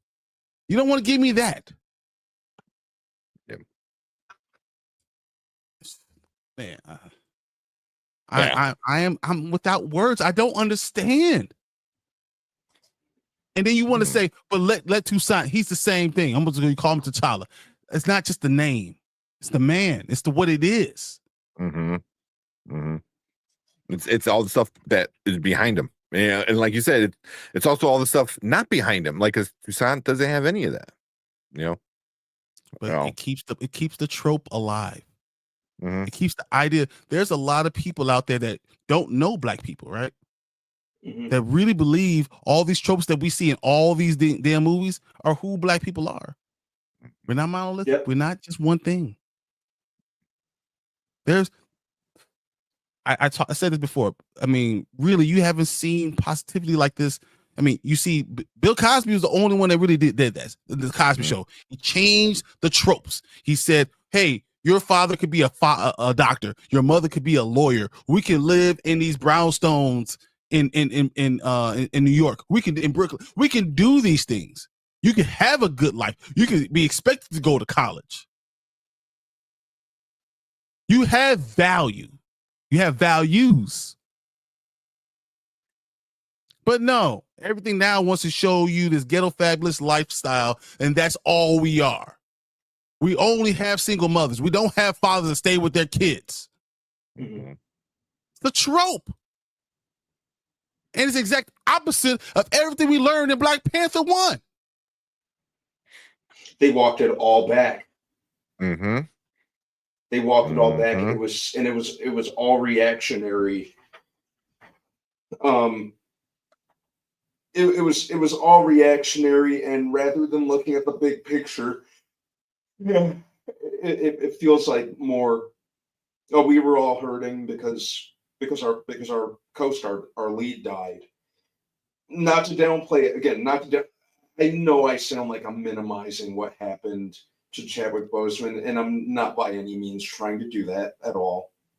But I think they failed to look at the big picture. This is coming from a reactionary source of personal grief, rather than continuing the show. You when there were very big plans for this character, you stalled it out. Mm-hmm. you basically tore it all away because you were upset. We were all upset, but the show really had to go on. And one day I hope he looks back and looks what he did, an opportunity he had, mm-hmm. and what you could have done positively. Mm-hmm. And look back and realize all you did is tear it all up down and do exactly what everyone else wants you to do. Yeah. Yeah. But especially with Ryan Coogler having like such a I mean, powerful voice and all this stuff. They, a great director, he is, but he these really tropes is. are It's always there, though. I don't know why. Yeah. Mm-hmm. Mm-hmm. The father has to die in every movie, bro. Mm-hmm. I don't know. No. And maybe it's because I'm so passionate about what it is. Maybe it's what it is. I'm so passionate and I just can't see past it. Yeah. But because I care about the character, I care about that. But I also care about the way you're showing us. Yeah. I mean, especially with this one, it feels. I think what Brandman said, like it's the dagger, being like twisted in there. It's like it was unnecessary. You didn't need to put if the only reason you put him in this show was to kill him, then I think you're purposely pissing off all of the people who chant recast T'Challa, and there's a lot, and it's just like, haha, you get the T'Challa we give you kind of thing, it's just unnecessary, and it's kind of like giving the middle finger to all the Black Panther fans. Totally. Yeah. Because I don't get it. Because also, like, after this moment in the show, which is about halfway through, you still got all episode 3 after this, and then all of episode 4. Like, I just didn't care as much anymore. Yep. I mean, I think the story went kind of downhill after this, but yeah, it just left a bad taste in my mouth where I was like I said, I watched this. Mm-hmm. This was the cold opening for episode 3. I watched it and I'm like, all right, I'm done. I just like turned it off, went to bed. It was already super late. I was gonna stay up and watch all 4 just because I was like really enjoying the first 2. And they do this, and I was like, oh, it just doesn't make sense. Even like, who said it? Was it? Where is it? Yeah, Fernando. It was weird that Black Panther could not survive the series. Yeah, the dude has freaking armor that he can't get bit. He can't get bit. So the one dude who can't be a zombie, who's super smart genius. Why didn't they kill Scott Lang? It was like, you're just a floating head at this point, bro. You're a floating head. You're a floating head. The floating head.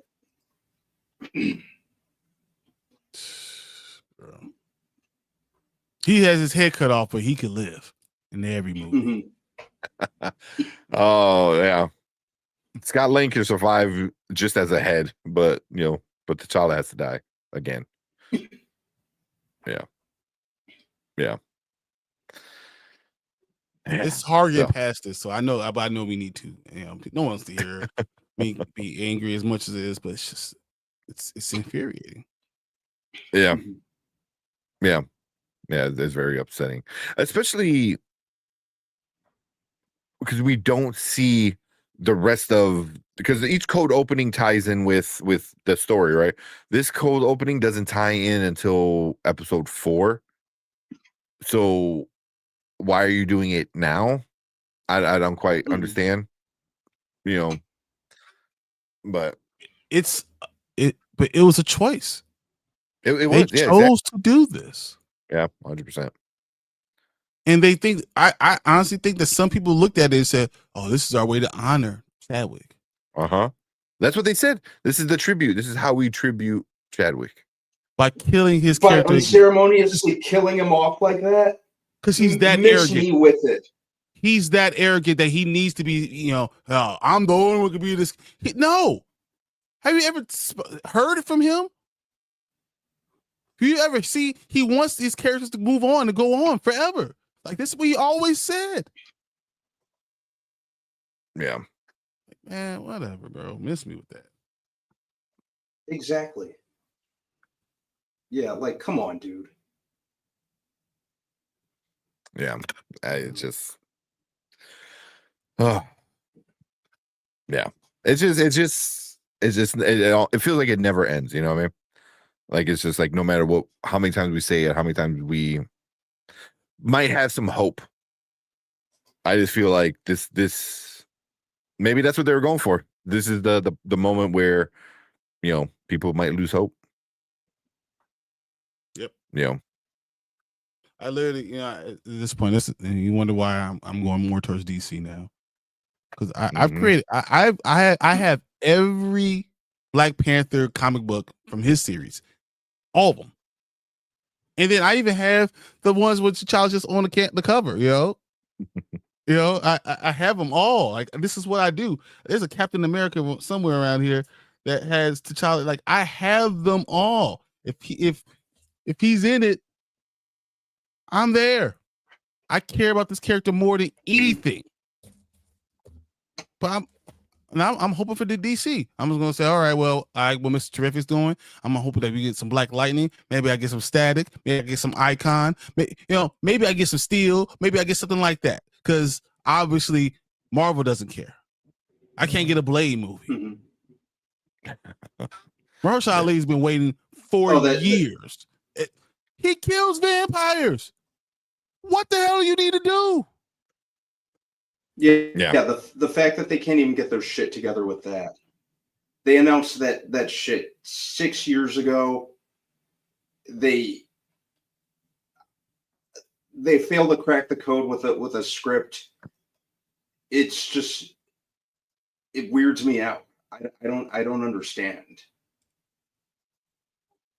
Like, what are you failing to what are you failing to do with this?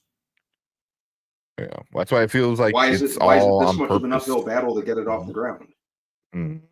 Yeah, it feels intentional totally feels now. On purpose. You know, and very much like this episode, it feels like it's on purpose. You know, on intentionally doing it again. You know, so yeah. Yeah. Oh man. Like, every time I have a hope, like maybe, hey, we're gonna bring Storm, or we're gonna have a younger Storm and T'Challa, and maybe we could use the Hudlin storyline when they get married and all that stuff. Maybe they could do something positive for Black people ever. Then I remember it's Marvel. They're not gonna do that. And it's sad. Yeah. Let's just go on to the next episode. Yeah. So I'll probably cut that out and have that be its own thing, because as it's pretty important, I think, to us for years at this point, and a lot of other people in our community, so yeah. It's just like hard to go past it. But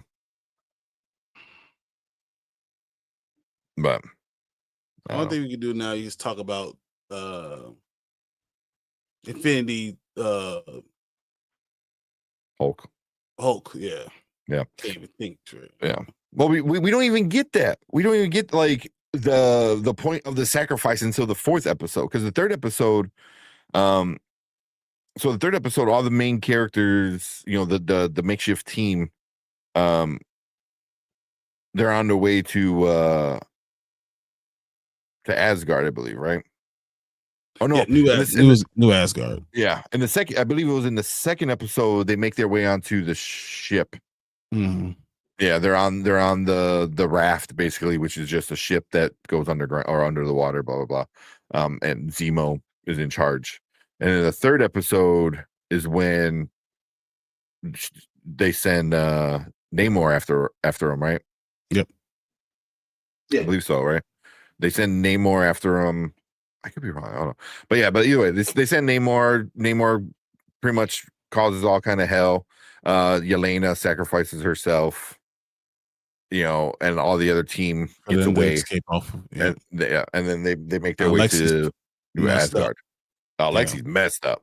He's just a broken man at this point, But yeah, they get to the gates of New Asgard, and pretty much who's in charge? What's her name? Valkyrie is in charge. Yep. So she's like, "Oh yeah, we're having a feast." Blah blah. Blah. They get in and this and that, and you see Thor just kind of on a chair, not moving, and he's all like in a shadow almost, like he's given up, like he's given up. Yeah, but then you find out, all the food was donated. Was donated by the queen of Sokovia, which is Wanda. She's like, what? The queen of the zombies? Zombie queen? Yeah. Wanda? Like, no. She broke through from that. And they're like, no. Like, I don't think so.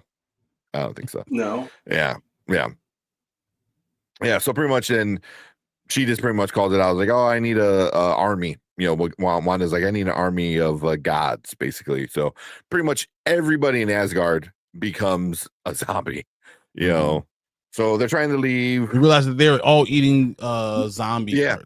Yeah. So instead of food, it's all zombies, and what's his name? Red Guardian is also stuff in his face, and it's all zombie parts, which is kind of cool because she flips her hand, and red cloud goes over all the food, and all the nice turkey legs all turned into like brains and hearts, and like there's like a zombie head on one of the plates.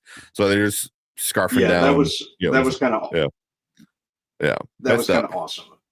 Yeah. So as they're trying to leave, pretty much Thor gets woken up. And Thor was depressed over the whole world and not being able to stop Thanos for the first time. Yeah. And all that stuff, turn all his people into zombies, kind of wakes him up. Yeah, because we got that too, where you get the whole Infinity War part where he comes down from with Groot and with Rocket, and they're like charging Thanos, and he hits him with the like a blast, and like you just see Rocket turn into a skeleton. It was like, damn, Rocket turns into a skeleton, done, just disintegrate. Yeah, so he's all effed up from that, but he pretty much wakes up and fights Wanda. That allows the remaining heroes to go into space, because you find out they have to go into space to turn on the little sensor beacon thing, right? So I don't know. What do you guys think? What do you guys think about the fight, Wanda and Thor? Thor was a badass. Thor was pretty badass. Yeah. I just my heart is just not there. Mm-hmm. Right out of the woodwork, the way the episode began. Yeah, I can relate. I think my favorite thing about this episode is it was a cool twist with what they did with Wanda. That was cool. And their interest in Kamala Khan. Yeah. Which they set up with like, because she's like, oh, you want the beacon? And she goes, no, I want you. So you're like, okay, why is Kamala important? So that's a question we go into episode 4 asking. Yep. But yeah, I thought the fight scene was cool. Not enough. Like I don't know. He should have been more powerful. He should have been a bigger fighter. He did let fight him so Valkyrie could get through and get away. But I feel like he should have been able to do more, especially if he's Thor Odinson and he's as powerful as he should be. There's no way. Yeah. He should be able to kill Wanda with like Infinity Thunderbolts. Yeah. Yeah, but it's hard to draw. Yeah. It's hard to draw that. So you get a little bit of leeway. Yeah. It was an okay fight. You know, I was like, whatever. Yeah. Brief. Yeah. You know, I found Kamala a little annoying in part of the episode where she's like crying over the Red Guardian. I'm like, I get you're sad, but also like, come on, you know, you want to save them. Zombies are coming. Zombies are coming. You know, like you want to save them. You need to go in space. Like, you know, and you met the dude yesterday. Like, kill. You know, like I get you're sad for him. He lost all his, you know, family and everything, but also like we got stuff to do. You know, like you can mourn him. You know, as the guy you've known for the last 2 days. Yes, you mourn that guy. Exactly. Exactly. Put the damn device somewhere safe. God damn it. I know she dropped it a bunch of times again. This is like the Butterfingers. The women who has like shield hands can't keep the damn thing. No shit. Oh man. Yeah. So this one ends with them just like off into space to go save the world. And then I think the fourth episode, I don't think there's a cold open for the fourth one, right? I think it just starts off with them in space, like where the last one left off, right? Yeah. And then also looking at Thor, and they're trying, and everyone's trying to save Thor, right? Because Wanda's about to touch him. Thor? Not Thor. I'm sorry. Oh no, not Hulk. Thor, but we haven't even got to the Hulk part yet, because that's after they come back to Earth, is when you start to find out about they explained that, Hulk right? and stuff. During the Wakandian event. No, they explain the Wakanda event is causing this like rift, this big thing, but you find out in episode 4 that Banner is sacrificing himself. Like he's this anchor thing, you know, because remember they're in space. They call out the Nova Corps, and then things are weird, and then you find out the Nova Corps has already been there. They're just not allowing anybody off planet, which is crazy. But I thought we already saw Hulk by then, though. No, because then they get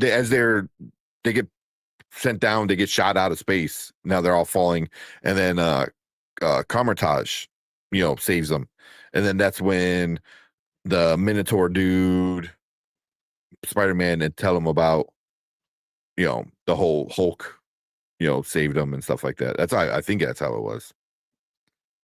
So yeah, because then you get like Hulk saved, because even what's her name was like, oh, Bruce didn't die. Like, oh no, he sacrificed himself, which is interesting. I'm like, oh, that's kind of cool. But I'm like, would the Hulk stay there? You know what I mean? Like, he could. Because if it's Professor Hulk, does he have enough strength? Because he doesn't have that savage part in him, right? Right? But then if it's still the Hulk, assume that he's Savage Hulk. Yeah, if he's still like, has to do the split or whatever. I don't know. It was very vague in their explaining of like, oh, he's just a Hulk. He can handle this. I was like, yeah, but when he snapped, he got tiny hand. So I was like, can he handle this? That's what I was like. Like, how powerful is the Hulk? He powered him, so that's the question. Yeah. That's my only thing, is like, we already saw him use the gauntlet, and that's just one time using it. Here, he's like absorbing its constant energy, like all the time. But either way, I thought it was cool though. I thought the Infinity Hulk was pretty cool. Infinity Hulk was super cool. Yeah. But So, and then basically the whole episode is about them stopping Wanda Maximoff from touching the Bruce Banner mhm. or the Hulk, whatever, Infinity Hulk, because she'll absorb all this power, right? To Mhm. remake the world. Yeah. Yeah. But yeah, because he's like a badass. He fights. He's doing all this like cool shit. He's just tearing up people. He's got like superpowers at this point where, but because by this time, the fourth episode, I'm already effing annoyed, and I'm like, you got a few minutes to explain a lot of shit, like, and this whole episode was like, I'm like, this is it. I remember, like, look, I'm like, there's got to be like a secret episode, right? Because like the way everything ended is like, you don't know why Kamala is so important. You don't know the reason why Wanda was even doing this in the first place. You don't know how the zombies started. You have no answers to anything. You don't even know how it ends, is the real ending or not. Like, what happens? So I don't know. I don't know. What do you guys think about this? The final episode.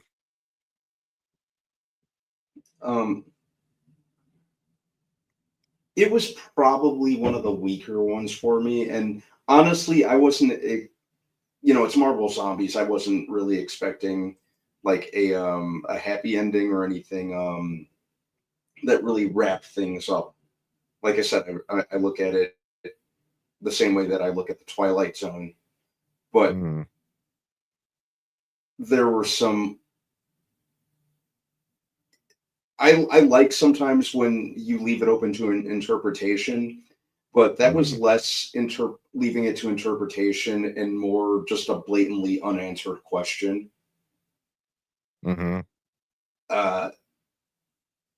I would have liked more of a handle on what exactly was going on there at the end. It felt like it almost felt kind of tacked on, like the writers didn't quite know what direction to go. So, just come up with a shock ending real quick. We got to turn the script in. Yeah, it's exactly what happened. It felt like they had no idea what to do. Yeah, no idea. And I'm all for endings, but I like shock endings when they're done right. Yeah, you need to be shocked and not pissed off, and not be annoyed and aggravated. Yeah. Yeah. That was what happened to me. I was. You were already there. Already pissed off. Infinity Hulk was like, cool, all right. I don't understand why him being touched with his gamma rays and all that stuff wouldn't have been something. Why wouldn't he be able to stop it? Stop her from absorbing it. You can't absorb all of his gamma rays without dying. It's poisonous to people. So I don't understand how she was able to do that at all. It didn't make much sense to me. If that's the case, then he should never let anyone get too close to him. I feel like it was half-assed, or it really took 2 more episodes to really answer these questions, and they didn't have the money for 6 episodes. Yeah, it's like Disney's like, you get this much, and he was like, wait, but I need 2 more episodes, and you don't get those. Sorry, no. Yeah, but like, yeah, figure it out. That's what it felt like. Figure it out. Like, yeah, you'll figure it out. Yeah. It just was not a very satisfying ending. It's another one that could have stuck the landing. Once they did what they did in episode 3, it really just kind of went downhill from there. Yeah, because then you did that, that code open, but you never explain like what's the plan or anything like that. Like everything is so open. Like I just feel like they just wanted to make a very violent, bloody Marvel project just to prove they can do it. Without the story writing part. Yeah. Yeah. You're just like, oh yeah, we're just gonna be super violent, super gory, blood everywhere. But we can kind of get away with it because it's zombies, So It's it's like you're actual killing people. We're monsters. not actually killing people. Yeah. Yeah, exactly. So but it's just why Kamala? How they want to, get so powerful, and they might have explained it in the what if episode, but that was what 3 years ago at this point. No, Like you Marvel could have done Zombies was a long time ago, wasn't it? Was the it what 3 if years? zombies that was that season 1 of what if? Yeah, so Man, it wasn't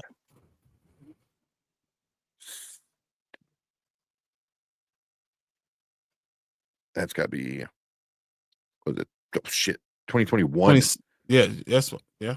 Damn, that's 4 years ago. 4 years ago. Yeah, because Marvel Zombies was September 8th, 2021 was when we got the zombie episode of What If. 4 years ago. 4 years ago. You should have done a little quick recap of what's going on, but yeah, it just everything was just, Yeah, I mean, it was a great idea. There's some really cool parts when we really look at breaking down these episodes. Moonlight Blade was awesome to see. Too bad it wasn't Mahershala Ali. Yeah, a lot of people that wanted to be part of this project that voiced their characters, so that was cool. But then all the negative just kind of takes away from the show. I wish they didn't, because I think they had a really good idea, but they didn't stick the landing. Yeah, it felt like it was a lot of flashiness without any meaning behind it. Any substance, It's like, oh, cool, watch, Hulk is gonna like destroy a bunch of shit, which was cool, but then it didn't really mean anything. It was just him doing cool shit just for the sake of it looking cool. So maybe we get a season 2. Yeah, I think we season 2. I mean, it depends on the ratings. I mean, ratings right now, 67% with critics, 81% with the audience. Depends on how the ratings are and how many views they get. I mean, obviously right now Disney Plus is not doing too good anyway, so I don't know how many eyeballs Marvel Zombies is gonna get. And how much is that Marvel's fault? Like, I mean, come on. Yeah, I mean, it's probably not Marvel directly's fault, but it's definitely Disney's fault. I blame Marvel for a lot of things. I blame Disney for this. So. Oh yeah, 100% with that. I'm sure Kevin Feige's like, come on, man, what are you doing to me? Like, I'm trying to kill T'Challa again over here. Exactly. You know what I'm trying to do, guys. Come on. Yeah. Oh man. Anything else? No, after that whole rant, I don't even want to talk anymore. That's your second rant for the day, because you went over on the Pantheon and they invited you over for a little bit. That was the first rant, and that was a cathartic, whatever. Cathartic. Yeah, to get it. At 1 o'clock in the morning, I'm tired. That's it. Yeah. Oh man. But yeah, let's get out of here with this, the Marvel Zombies one. It should have been excellent, and people are probably going to like it. We'll finish it real quick. Now, later, never. What are you guys giving it? Brandman?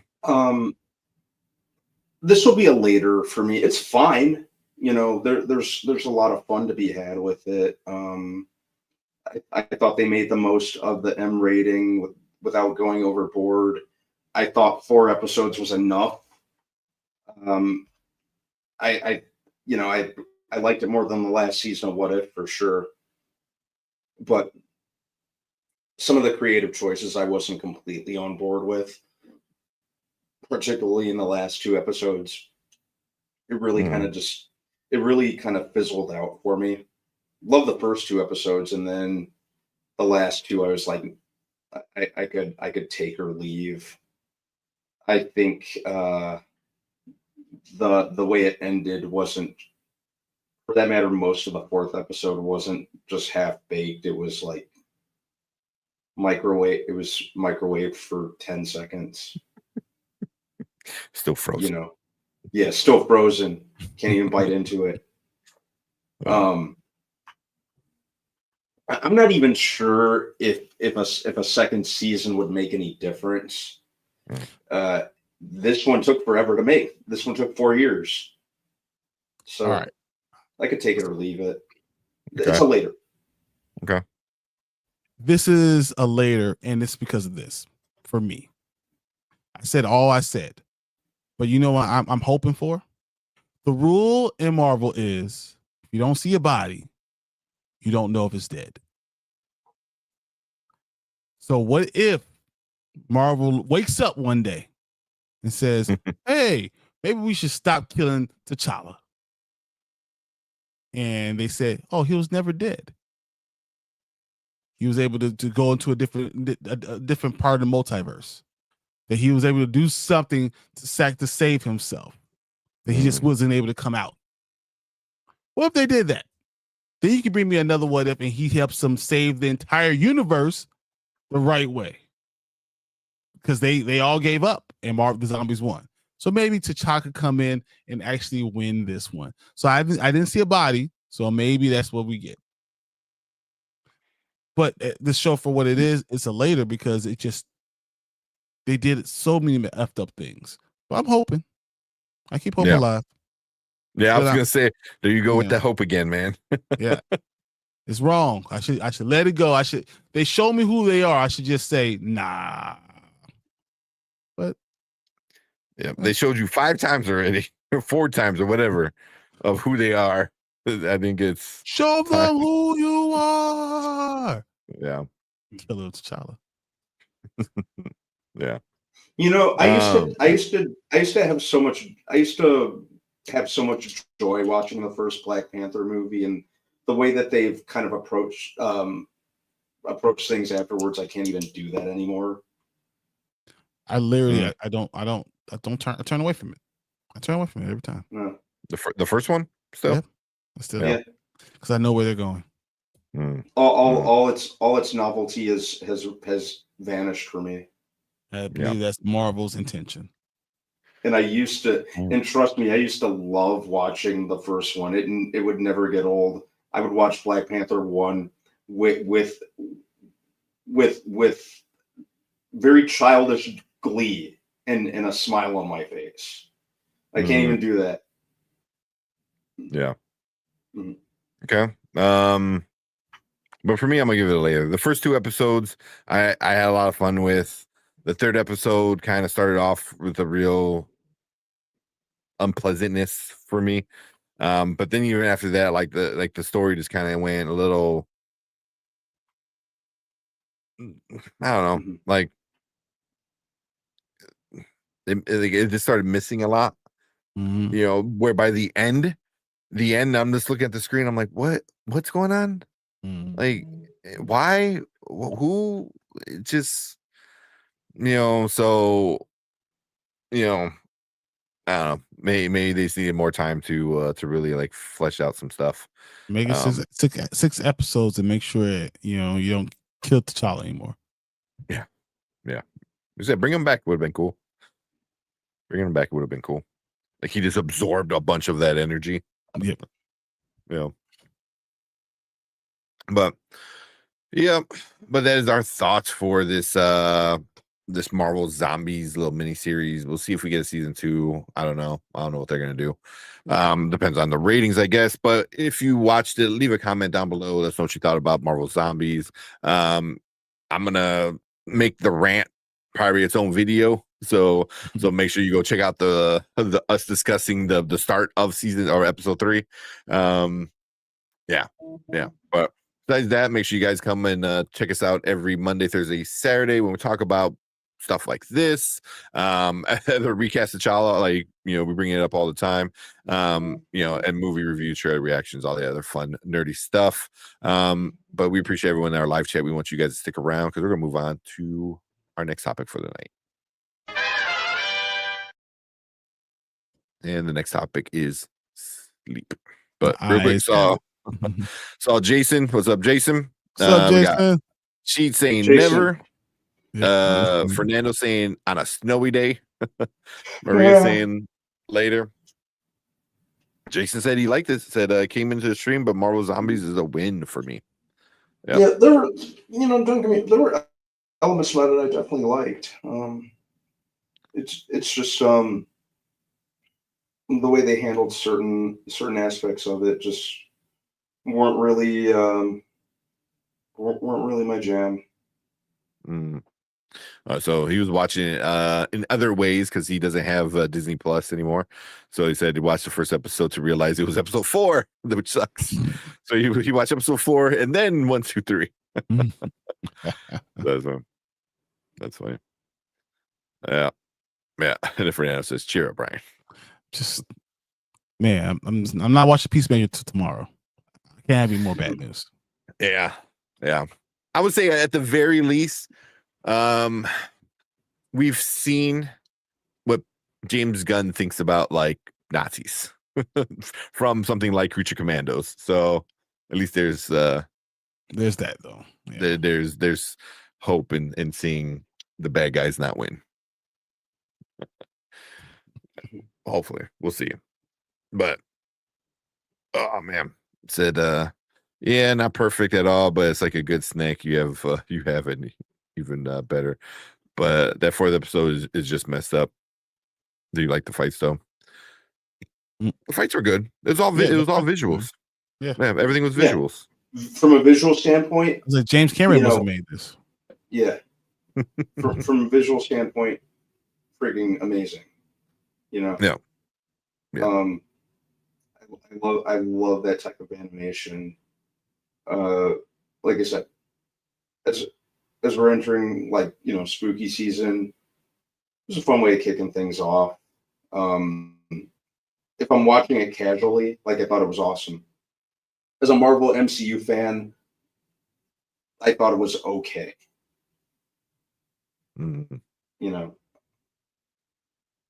Probably could probably throw it on again while I'm doing stuff around the house. But a couple things that they a couple things about the approach were not my favorite. I'm good with it. Agreed. All right. Yeah, we're gonna get out of here because it is super late for us. Yeah. Emotionally drained, physically drained. I think we're done. 100%. Yeah, Jason, we gotta meet up, man. So I know you asking some questions, but we're gonna probably get going, man. But yeah, we appreciate all you guys coming in. Collector with the super chat or with the sticker, whatever it was. Appreciate that. Yeah, thank all you guys coming in, sticking around. Fernando coming in, hanging out with us. Bobby, Sheed, Maria. All you guys sticking through it. But cool. We appreciate all you guys. We will see you guys on what's today? You guys on Saturday. Yes. Watch some more Expanse. I'm super excited about that. Watch some Expanse. Brian and Anzo got the rewind Saturday morning, so make sure you guys come in and check us out or check them out Saturday morning.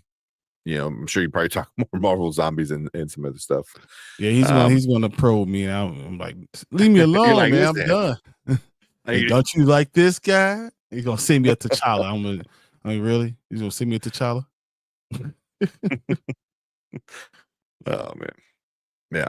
But yeah. So check out that Saturday morning and Saturday night. We're watching more Expanse. So, but appreciate all you guys. Make sure you guys subscribe. Because we'll probably release some more stuff coming out. We'll probably do a Peacemaker and Gen V offline and release that when we can. So as soon as possible. Yeah. So, but cool. Let's get out of here. We appreciate you guys. We will see you guys on Saturday or on Monday, whenever you guys come back. But yeah, have a good weekend. Have a safe weekend. We will see you guys in the next stream. Later. Good night, everyone. Don't forget to like and subscribe. We out here.